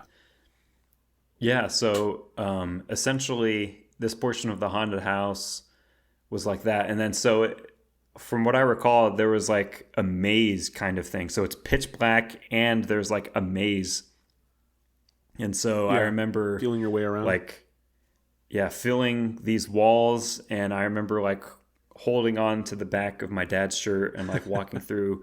And we got to this point where clearly we had gone down the wrong direction because it kind of like came to a corner. There was nowhere to go. Yeah. But so we had been going through this for a little bit, and these guys, or these people, sorry, would show up with these masks on and would essentially, they're really creepy, but they're also kind of like nudging you in the direction right you're supposed way. to go, of Yeah. course. Uh-huh. And so we ended up going down this little area where it came to a corner, like I said. And so we kind of like had stopped and we're kind of like feeling around, and I could feel the wooden floor, like vibrations of footsteps Yeah. walk up behind me and stop. Ooh. And I was like, oh God, I'm going to turn around and one of those somebody- guys is going to be right there. It's going to freak me out. And we turned around, but there was nowhere to go because we were in that corner. And so the only direction to go was that way. And so we turned and we went that way. And there was nothing there. Ooh. But I could feel the vibrations of the floorboards, like of footsteps walking up right behind where I was standing. And could it have maybe been someone like on the other side of the wall that you were against, as far as sharing the Yeah, same I mean, like In wood? theory, I suppose, yeah. But it felt like as though they were behind you. That's why I put that below the bizarre tire incident, because that one was really fucking weird, and I don't have any explanation. But this one, I don't know what it was, but there are like explanations you could plausibly. I mean, it was come also up with dark, now. so I mean, who knows? Maybe there was someone in front of you, but they kept a couple feet ahead of you. Oh, it's like the Silence of the Lambs. And it's Buffalo Bill with his night vision. Yeah. Walking up with like his hand reached out toward me. Exactly. Yeah. Creepy. Yeah. No. Was that your first, or was that you were just young? That haunted house? Yeah. You mean? Yeah. As far first haunted house? Yeah. I don't know if that was my first haunted house. That was my first like weird quote unquote paranormal moment, I think. No, I think I don't know if I don't remember what my first was. Maybe Haunted High. Oh. I don't remember. Okay. I'm sorry. Right. I mean, well, yeah, that was the one everybody goes. Well, that was the only one. Go to. Yeah. Yeah. Yeah, I'm sorry. Yeah. I remember my mom and dad when I was a kid would go to the catacombs in the House of Lecter. Well, see, back then that used to be the thing. Like that used to be the Yeah. awesome one, and then over the years it Yes. just kind of stagnated. I remember Connor getting very annoyed with our other friend and I because it ended with like a Leatherface person with a chainsaw Yeah. like chasing you out of the place. Uh-huh. And so he darted and the actor like chased him Well, sure. out, and me and this other friend that we were with just like stood there and watched. Watch your friend die. And after it was over, he was very annoyed with us because he was like, "You're supposed to run at the like you whenever they come and chase you, you're supposed to run." And we were like, just didn't. We didn't I have don't to know, man. because he We followed you. yeah. But he was really. I remember him guys being didn't do very it annoyed right. that we didn't run. Yeah, it's essentially right. Do over. And then that one and the other one in Evansville, the one that we really liked, ended. I think it was the first year we went there, and so it of course puts you out to like the area where they have like merch and they have like other Yeah, of stuff, course. and they had like a palm reader and they had like all this other stuff. And there was this dude that I won't forget that was in a Freddy Krueger costume. Uh-huh. And it was just this like depressed guy dressed as Freddy Krueger that we were just talking to. Out of character. Just Who talking just to, like yeah. he was just some depressed dude. Just happens to be He was- dressed as Freddy Krueger, but just a guy. I'm trying to remember what we even like talked about, because I remember talking to him for like a few minutes. times, and huh? He was Yeah, it was like yeah. a real drag. Yeah, he was. We That's my least favorite thing. I think we might have asked him if he like oh, have you gotten your palm read by the palm reader or something like that, and he was probably and I think he was like, no, it'd probably be nothing good anyway, or some shit like that. And So not answering as Freddy. Right. Yeah. And before we left, because after we finished and we were like walking back to where our cars were parked, I remember like looking back at the place and just depressed Freddy was on the sidewalk outside of the place, just walking by himself outside with like his head down, and we were just laughing at him. It was Yeah, pretty great. that's That was a highlight. That's my least favorite thing is whenever an actor breaks character. And sorry, not even breaks, but just isn't in character while in costume. And I get that, like, you need to take breaks. I will only counter that. The only counter, I agree with you, but the only counter, just for the sake of the story, that I will say is that if he was in character, I don't know if I would have remembered. No, and you're right. You're right. It was more entertaining for you that he wasn't. Yeah, but I have a hard time already going to haunted houses and and I don't want to say that I'm impossible to scare. It's just that I'm so accustomed to where everything comes from, or like all the hits, right? So, and also usually I'm usually in there to like actually take in the sets and the decor and the lighting and the costuming. Yeah, so I'm in there. They're usually pretty annoyed because you're walking around with like a pen and a notepad. No, you had it right until you added the pen and notepad. Yeah, they usually get annoyed whenever other haunters go through a haunted house, and that's usually because like an actor doesn't know that that's the group that's coming, and so they're putting their 100% into their moment, and they're met with like a guy that goes, "Oh, hey, cool, yeah, so that's a cool, a corner piece over there that they built, and they've got some cool lighting in here or whatever it is, right?" And the actor's just like, this wall's up to code. yeah, exactly, yeah. And the actor's just like trying so hard to like do the normal like skit, and get in and out. So it does get frustrating to deal with that, and mostly because the energy of the place feeds off of reaction, and whenever a group comes through there that's like they're completely like studying the place rather than any kind of reaction at all, it can bring down the energy of the room or even the few rooms around it pretty fast. So I do like to over exaggerate my reactions quite a bit, just to kind of like give the actor something, some kind of feedback that they can at least the next group that they get behind me won't be getting a depressed version of the actor who had to deal with the group of haunters, right?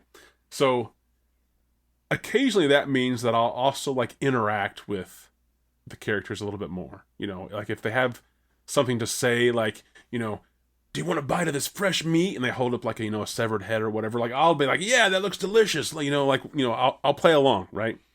So it's fun until an actor like either, like I said, either isn't in character for that moment or they break character for that moment, and then it's absolutely the worst. It's like worse than bad improv. It's really cringy. It's like this awkward, crap, this is weird now, and I'm still like baby stepping through your room because the group is moving so slowly, so yeah, I've had those a couple times, not to the level of like depressed Freddy Krueger, but to where I'll stumble upon an actor and either they're not in character or not ready, or they're not ready for like me responding to whatever they're going to say, other than like or that's weird or whatever. I will say at least this guy wasn't like in like a part of the haunt. Yeah, I will say at least that much. Yeah. He was like outside. He was after at the end. You finish it. At the end, yeah. In fact, he was just a guy on like the street that just happened to like walk into. I mean, he may have been. He might, yeah, right. I don't know if he actually worked there.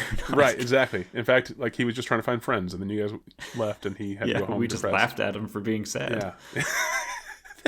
Somebody should do like an update on that guy. Make sure he's doing okay. Make sure he's I might not want to. It might be a sad story. Yeah.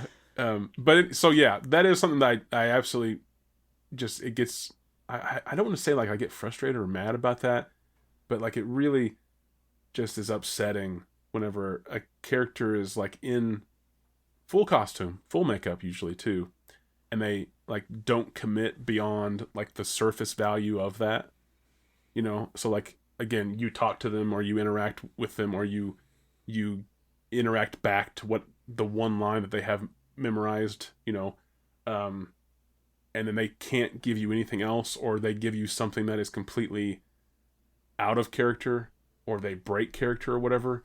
I'm just like, immediately, I'm just like, I feel like my, back like tighten up and like my spine, like, oh, this is, that's weird now.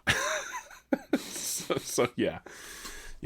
Depressed Freddy and talking to depressed Freddy would have really made me feel super awkward. Just been like, I shouldn't have talked to you. You're weird. Yeah. Well, maybe we shouldn't have. Well, I mean, like I said, clearly it was memorable and it was entertaining. So that's an important part of that too, Yeah. Like the one I mentioned last week about going to that was like in the middle of nowhere, the Ninth Manor place. Like, I don't think I'll ever forget that. And it wasn't even that good. It was just like, it was super memorable. And sometimes that's more important than like the $70 ticket haunted house. Yeah. You should try to go to more, because you're actually near like two that I want to go to extremely bad. And they're amazing haunts. We talk about going almost every year. Well, and then we just don't. I'm sure this will be next year. So. Yeah. It is a commitment though anymore. Like you do have to commit, like not just the money to go buy a ticket, which anymore getting pretty pricey, getting up there. Yeah. And then there's the driving, and then and the lining. Well, then and that's the other thing is then the time, and it's like sometimes whenever you're paying like $40, $50 a ticket, that's usually because the experience itself is also like close to an hour. It's like half an hour, which is great. But that just means that like the line is usually going to be even longer. And if you even dare buy the fast pass or the whatever quick entry ticket, you're paying like double, triple the amount. And it's just, it's a commitment. So, but one thing that some places are starting to go, well, not some, quite a few, I think since you went last, is like the whole, like there's like a midway experience now where like, we do this thing. It's sort of new. It's maybe like, I think COVID, it really kind of took off. Because haunts had to like change how they did queuing up and stuff as far as like social distancing and everything. But it's called time ticketing. So like you basically you purchase your ticket for like 7:30 to 8:30 or 7:30 to 8 o'clock, and that's whenever you're supposed to show up. And you can choose to show up earlier if you want, but you will not get in the line, not the haunted house, but into the line until your scheduled time. So because of that, haunted houses are building separate sort of areas to mingle with, like food trucks and like carnival games, axe throwing, stuff like that to do, photo ops and all that kind of stuff. I think some of them even do like escape rooms, like mini escape rooms now. All different kinds of like random attractions, and sometimes they're an added fee, and sometimes they're not. But then basically you go there, so that way you can get there early. You're not waiting in like a 2-hour line. You're just waiting for your time slot to come up. And then whenever your time slot comes up, it's usually like a group of like 60 or 70 of you, maybe even less sometimes, 20. And you all get in line now, and you're only in line for like 15 minutes, which is nicer. So, that way, if you want to show up like, right at your time, then you can. You're not, spending forever. Or if you want to go out to eat somewhere else, or even just stay in the car in the parking lot, you can do that instead of showing up whenever they open and then waiting in a line for 2 hours, barely moving. You can now also show up 2 hours early and go do axe throwing, or eat at one of the food vendors or drink, because a lot of places are doing like alcohol now too. So that's kind of a cool thing. That's becoming more and more popular. So I guess it's like there's an acknowledgement that this is a commitment of your evening and money, and if you don't want to commit all of that time, then here's your window of entertainment, I guess, that we're going to promise you. And then if you want to come more than that, then we also have other stuff to do instead of you just barely moving a foot every 15 minutes. So that's nice to see that that's like a thing that's happening now, because I also just can't stand. I mean, no one can, but it's really bad whenever you already know you're not going to be frightened that much, if at all. And you're literally just there to see how they paint their walls, and you're like, I gotta wait 2 hours to go inside to figure out like I'm literally going in just to like see where they put their exits, and like what kind of decor they're using. That's usually what I'm going in for. Yeah.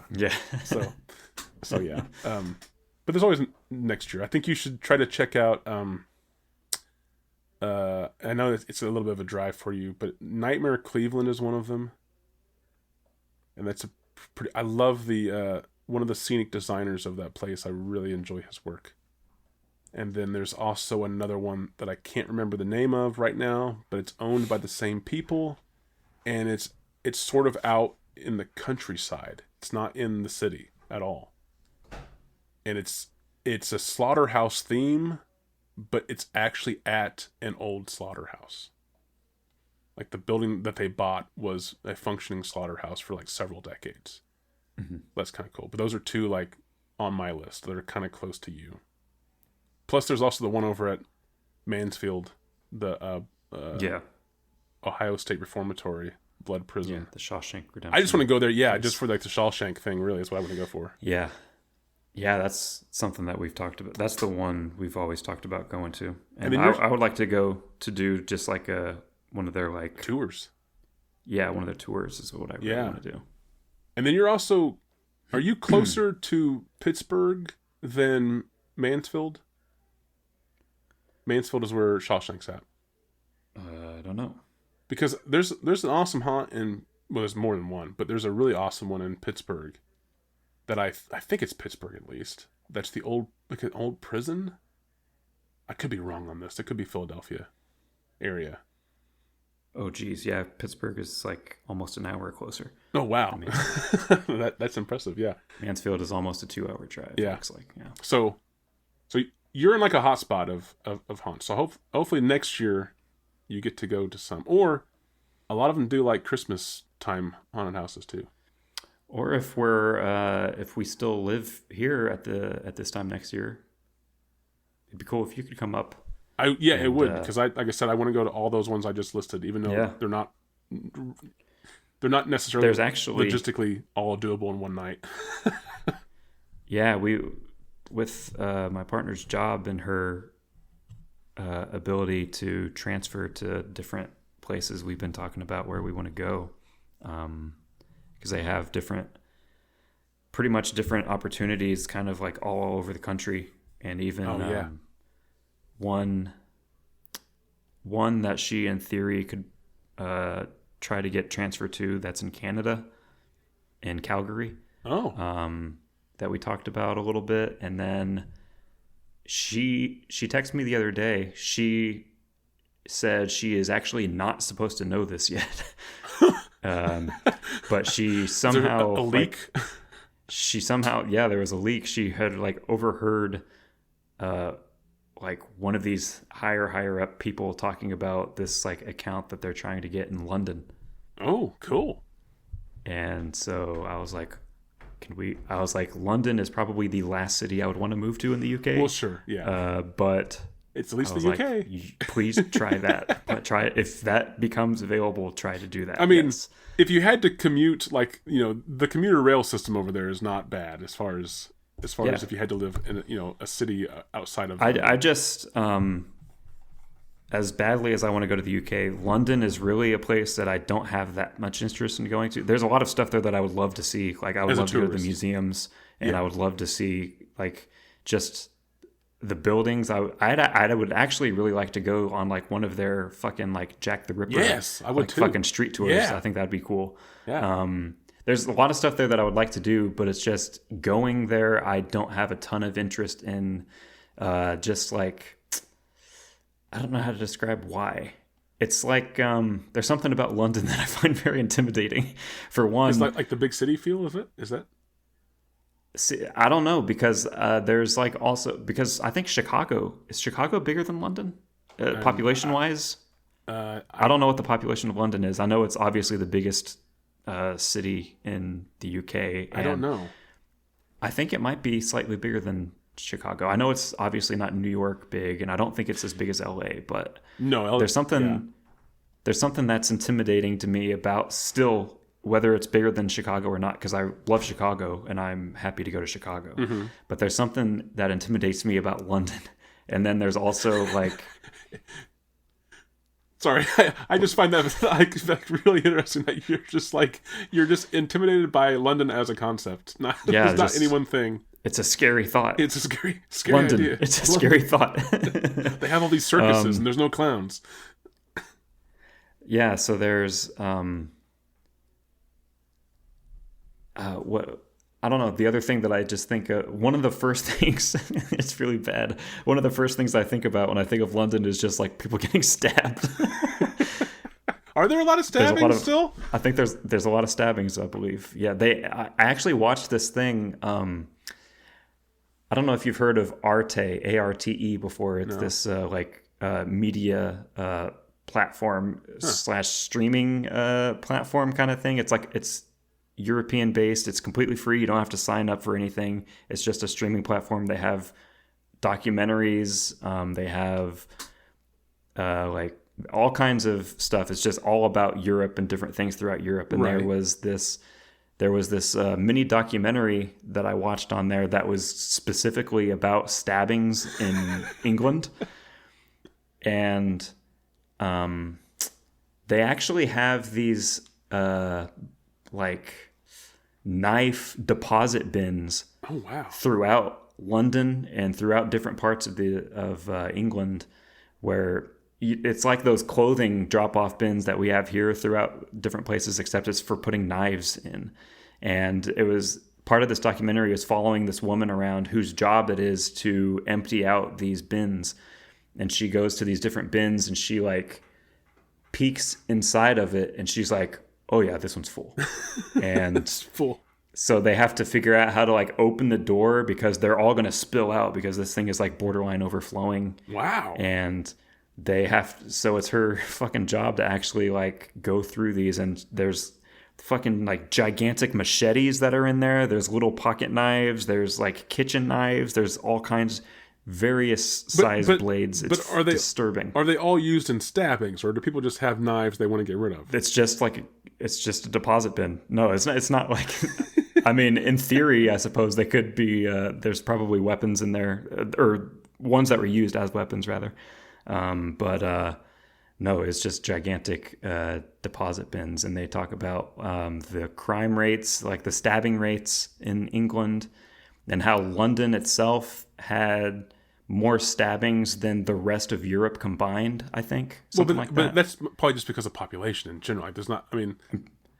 I mean, I'm sure that doesn't. I'm sure that's a portion of it, yes. But it's that one city versus the rest of Europe. Well, yeah, but I'm just saying it's like there's also big cities in other parts of Europe.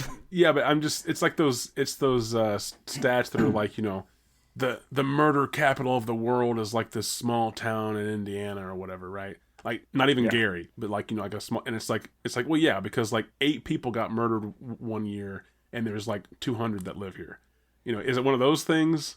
Or is it legit? Like, I don't know how it would even be one of those things, because there's also a ton of people that are there. Well, that's what I mean. Just more people getting stabbed, I guess, right? Okay, so I pulled up some numbers because you made me really curious here. This has now become a crime podcast.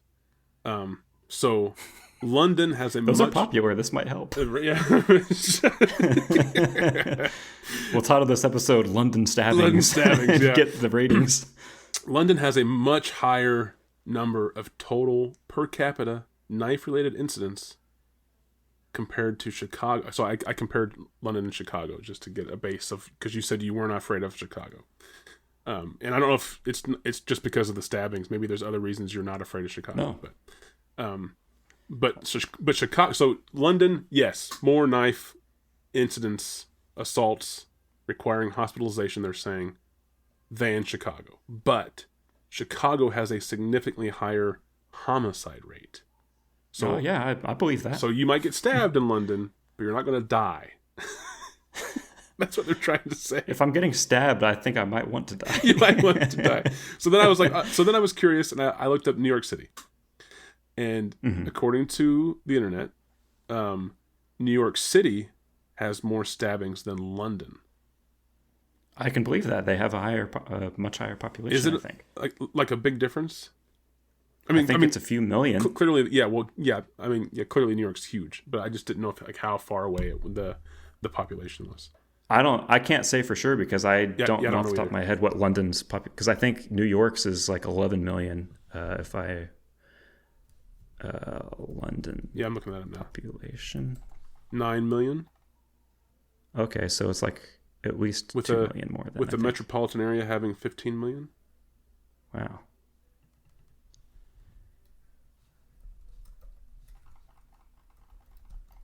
This is now a population podcast. A city statistic population. No! The internet says London has a larger population than New York City, with approximately 8. New York is estimated to be 8.4. There you go. So you're more likely to get stabbed in New York City.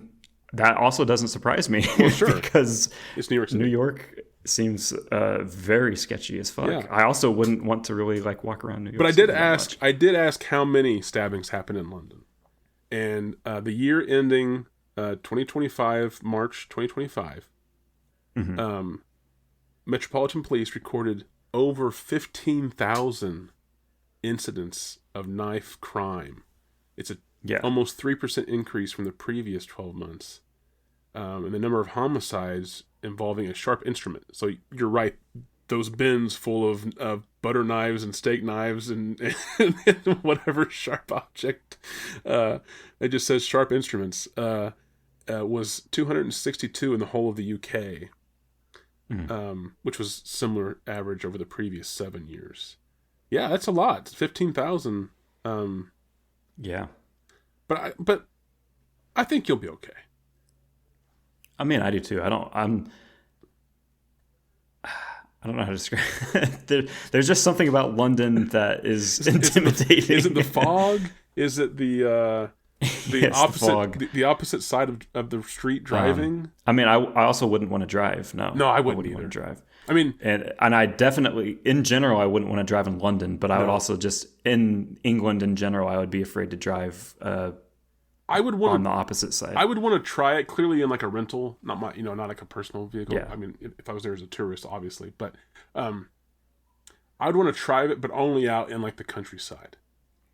Yeah, everything that I've read and that I've watched has said it's not as bad as you expect it's going to be. It might be though. I've seen different things that are like, whenever you come up to your first roundabout, you're going to be pretty nervous, but then it's fine. And they're like, and then it's not that bad. Yeah. It's not as bad as you think it's going to be. Like you'll be really nervous about it, and then it's not that bad. Yeah. But I still would be too nervous. and also every one of these people says either way, driving in London is a fucking disaster, and people that live there are afraid to do it, and like nobody wants to drive. So regardless, don't drive in London. But in general, the rest of England, they're like you should be fine. And even but then, I still would be too afraid. London in general, but the whole metropolitan area there around, and even somewhat into the countryside, depending on where you're at. There's such a robust system of public transportation. That's what I've also read. That there's no reason to drive. Public transport throughout England in general is just really good. You can take a bus or a train to get pretty much anywhere you want across the whole country. Yep, exactly. So I mean, there's really no reason. Other countries like build their infrastructure in this way. Yeah, where you can do that, and the buses are cheap. Mm-hmm. I've also read a whole bunch of people talk about if you're going there as a tourist. I read a whole bunch of people like recommending just taking like tour buses as opposed to trains because it'll be way cheaper. Oh, really? And yeah, different tips like that I've read. But yeah, I'm not against going to London. I am just nervous about. I would just be nervous about London in some way. It's a new place. It's all new. It's definitely not high up on my where I would want to go in England list. But Manchester City would be less. Manchester is where I would want to go. But, number one. So, but is it just because it's smaller? Are there less stabbings there? Have you checked? I mean, it's definitely smaller. I don't have any idea what the population of Manchester is. It just seems the crime rate is more actually interesting. sky high based on the per capita. It's like this is actually like 5 times the crime of London. Worse than Gary, Indiana. I think it's been fairly like gentrified. I think it used to be rough back in the day, but I think it's from what I understand, I think it's fairly cleaned up. No, I just think Manchester has more things that I would be interested in, like more specific cultural things. I just looked up Go ahead. the data. I'm sure you did. I mean, I'm not saying I don't think that there's no crime in Manchester. No, I didn't say that at all. I'm just surprised that like the joke was actually right. There's a slightly overall higher crime rate than in London. But I think that's again just per cap. It's one of those per capita things, right? It's just like there's less people, so clearly, it's fine. It just says that. What is the population? 7. No. You heard it here on what was that called again? Population Check, where our new population and city statistics spin-off of the podcast. Let's see here, Manchester, 500,000. Oh wow, 500,000 people in Manchester, huh? Yeah, so that's like that's actually, I think that's slightly less than I expected. It's like 2 Evansvilles. Yeah, roughly.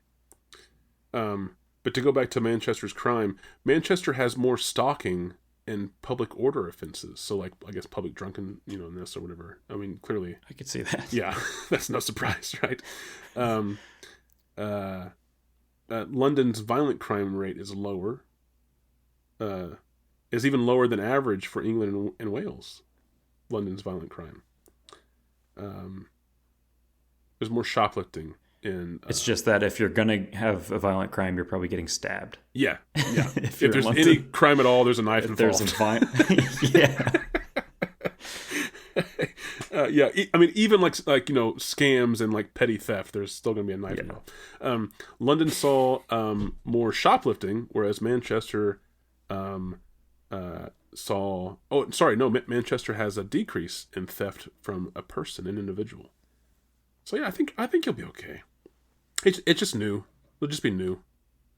It'll be something to get used to, which is going to be nerve-wracking. It'll be more just getting over the anxiety of it being someplace you've not had to, like, live if you had to live there. Whereas being there as a tourist, there's guides, or and you're only there for a short amount of time, and you get to go back home. Much different than like you're here having now. To live there. Deal with it. Yeah. Yeah. No, I've also read quite a bit about moving to the UK and like specifically from the US, and a lot of articles about.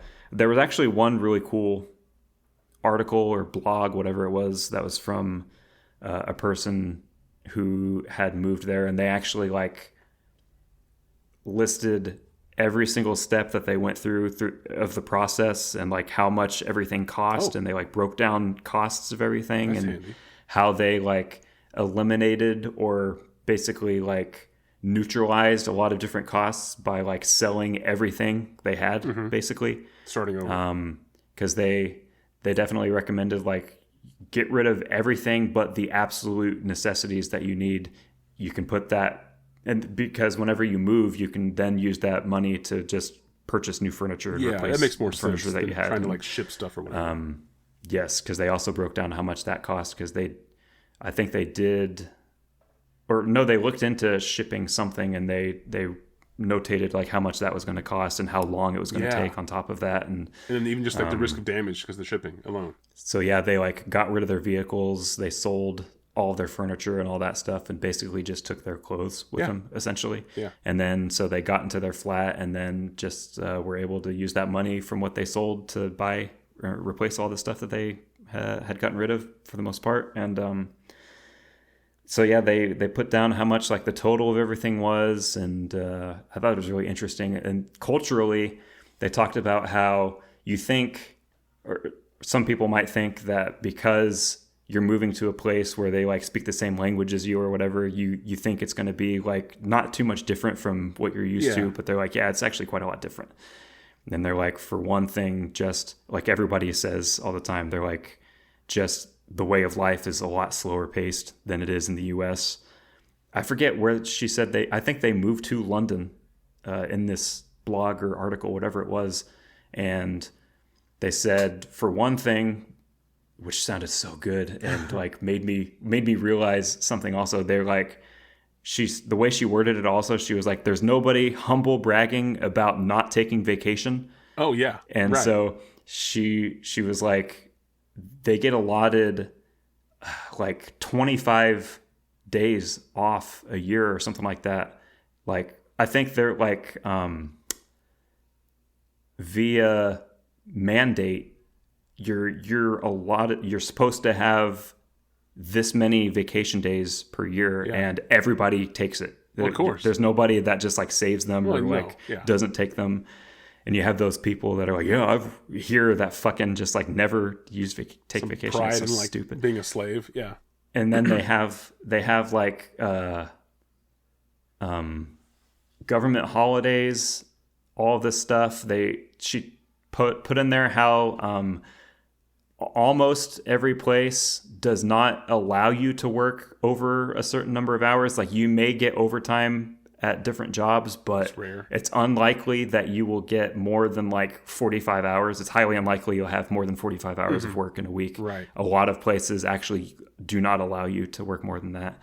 And so they're like, yeah, you actually get to kind of like live a life. A lot of places you'll be off work, like they're like, she said something about how like whenever you live in a place where a important part of life is like going to the pub with friends, pretty much every place gets off work early enough at like 5 or 6 o'clock in the afternoon, and there's time in the evening to like do whatever you want. Wow. And yeah, sounds really nice. Everything about it just sounded great. And I was like, man, I fucking hate it here. If it wasn't for the stabbings, I would go.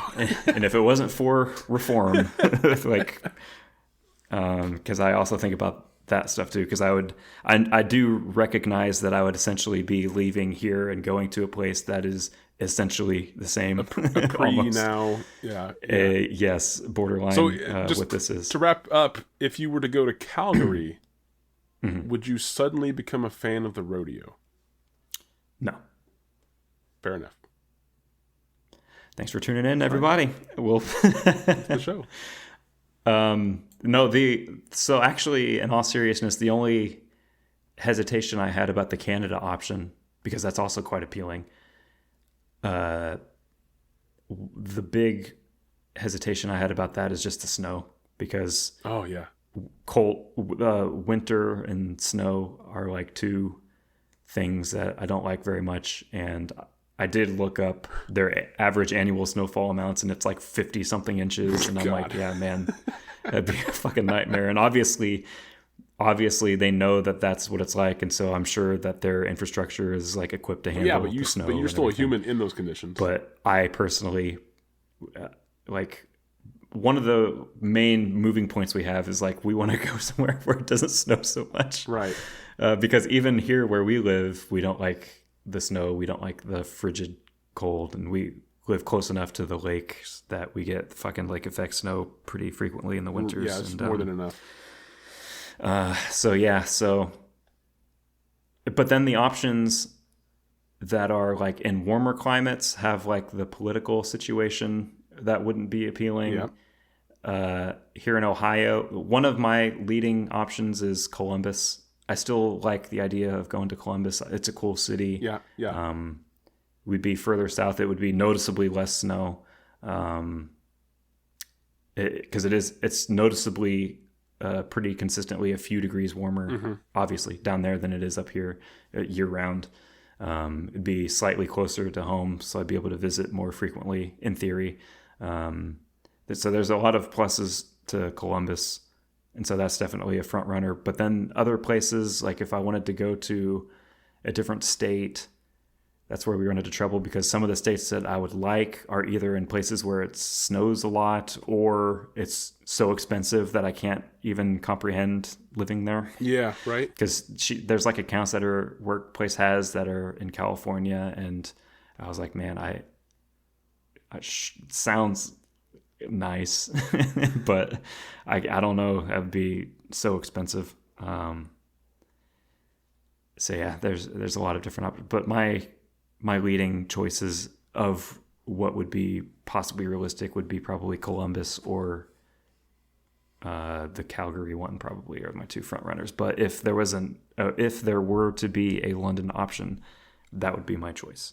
Well, to help you back up that decision, London has a lower stabbing rate, particularly in terms of homicides, than Columbus, Ohio. So, hey, there we go. just to help you along there.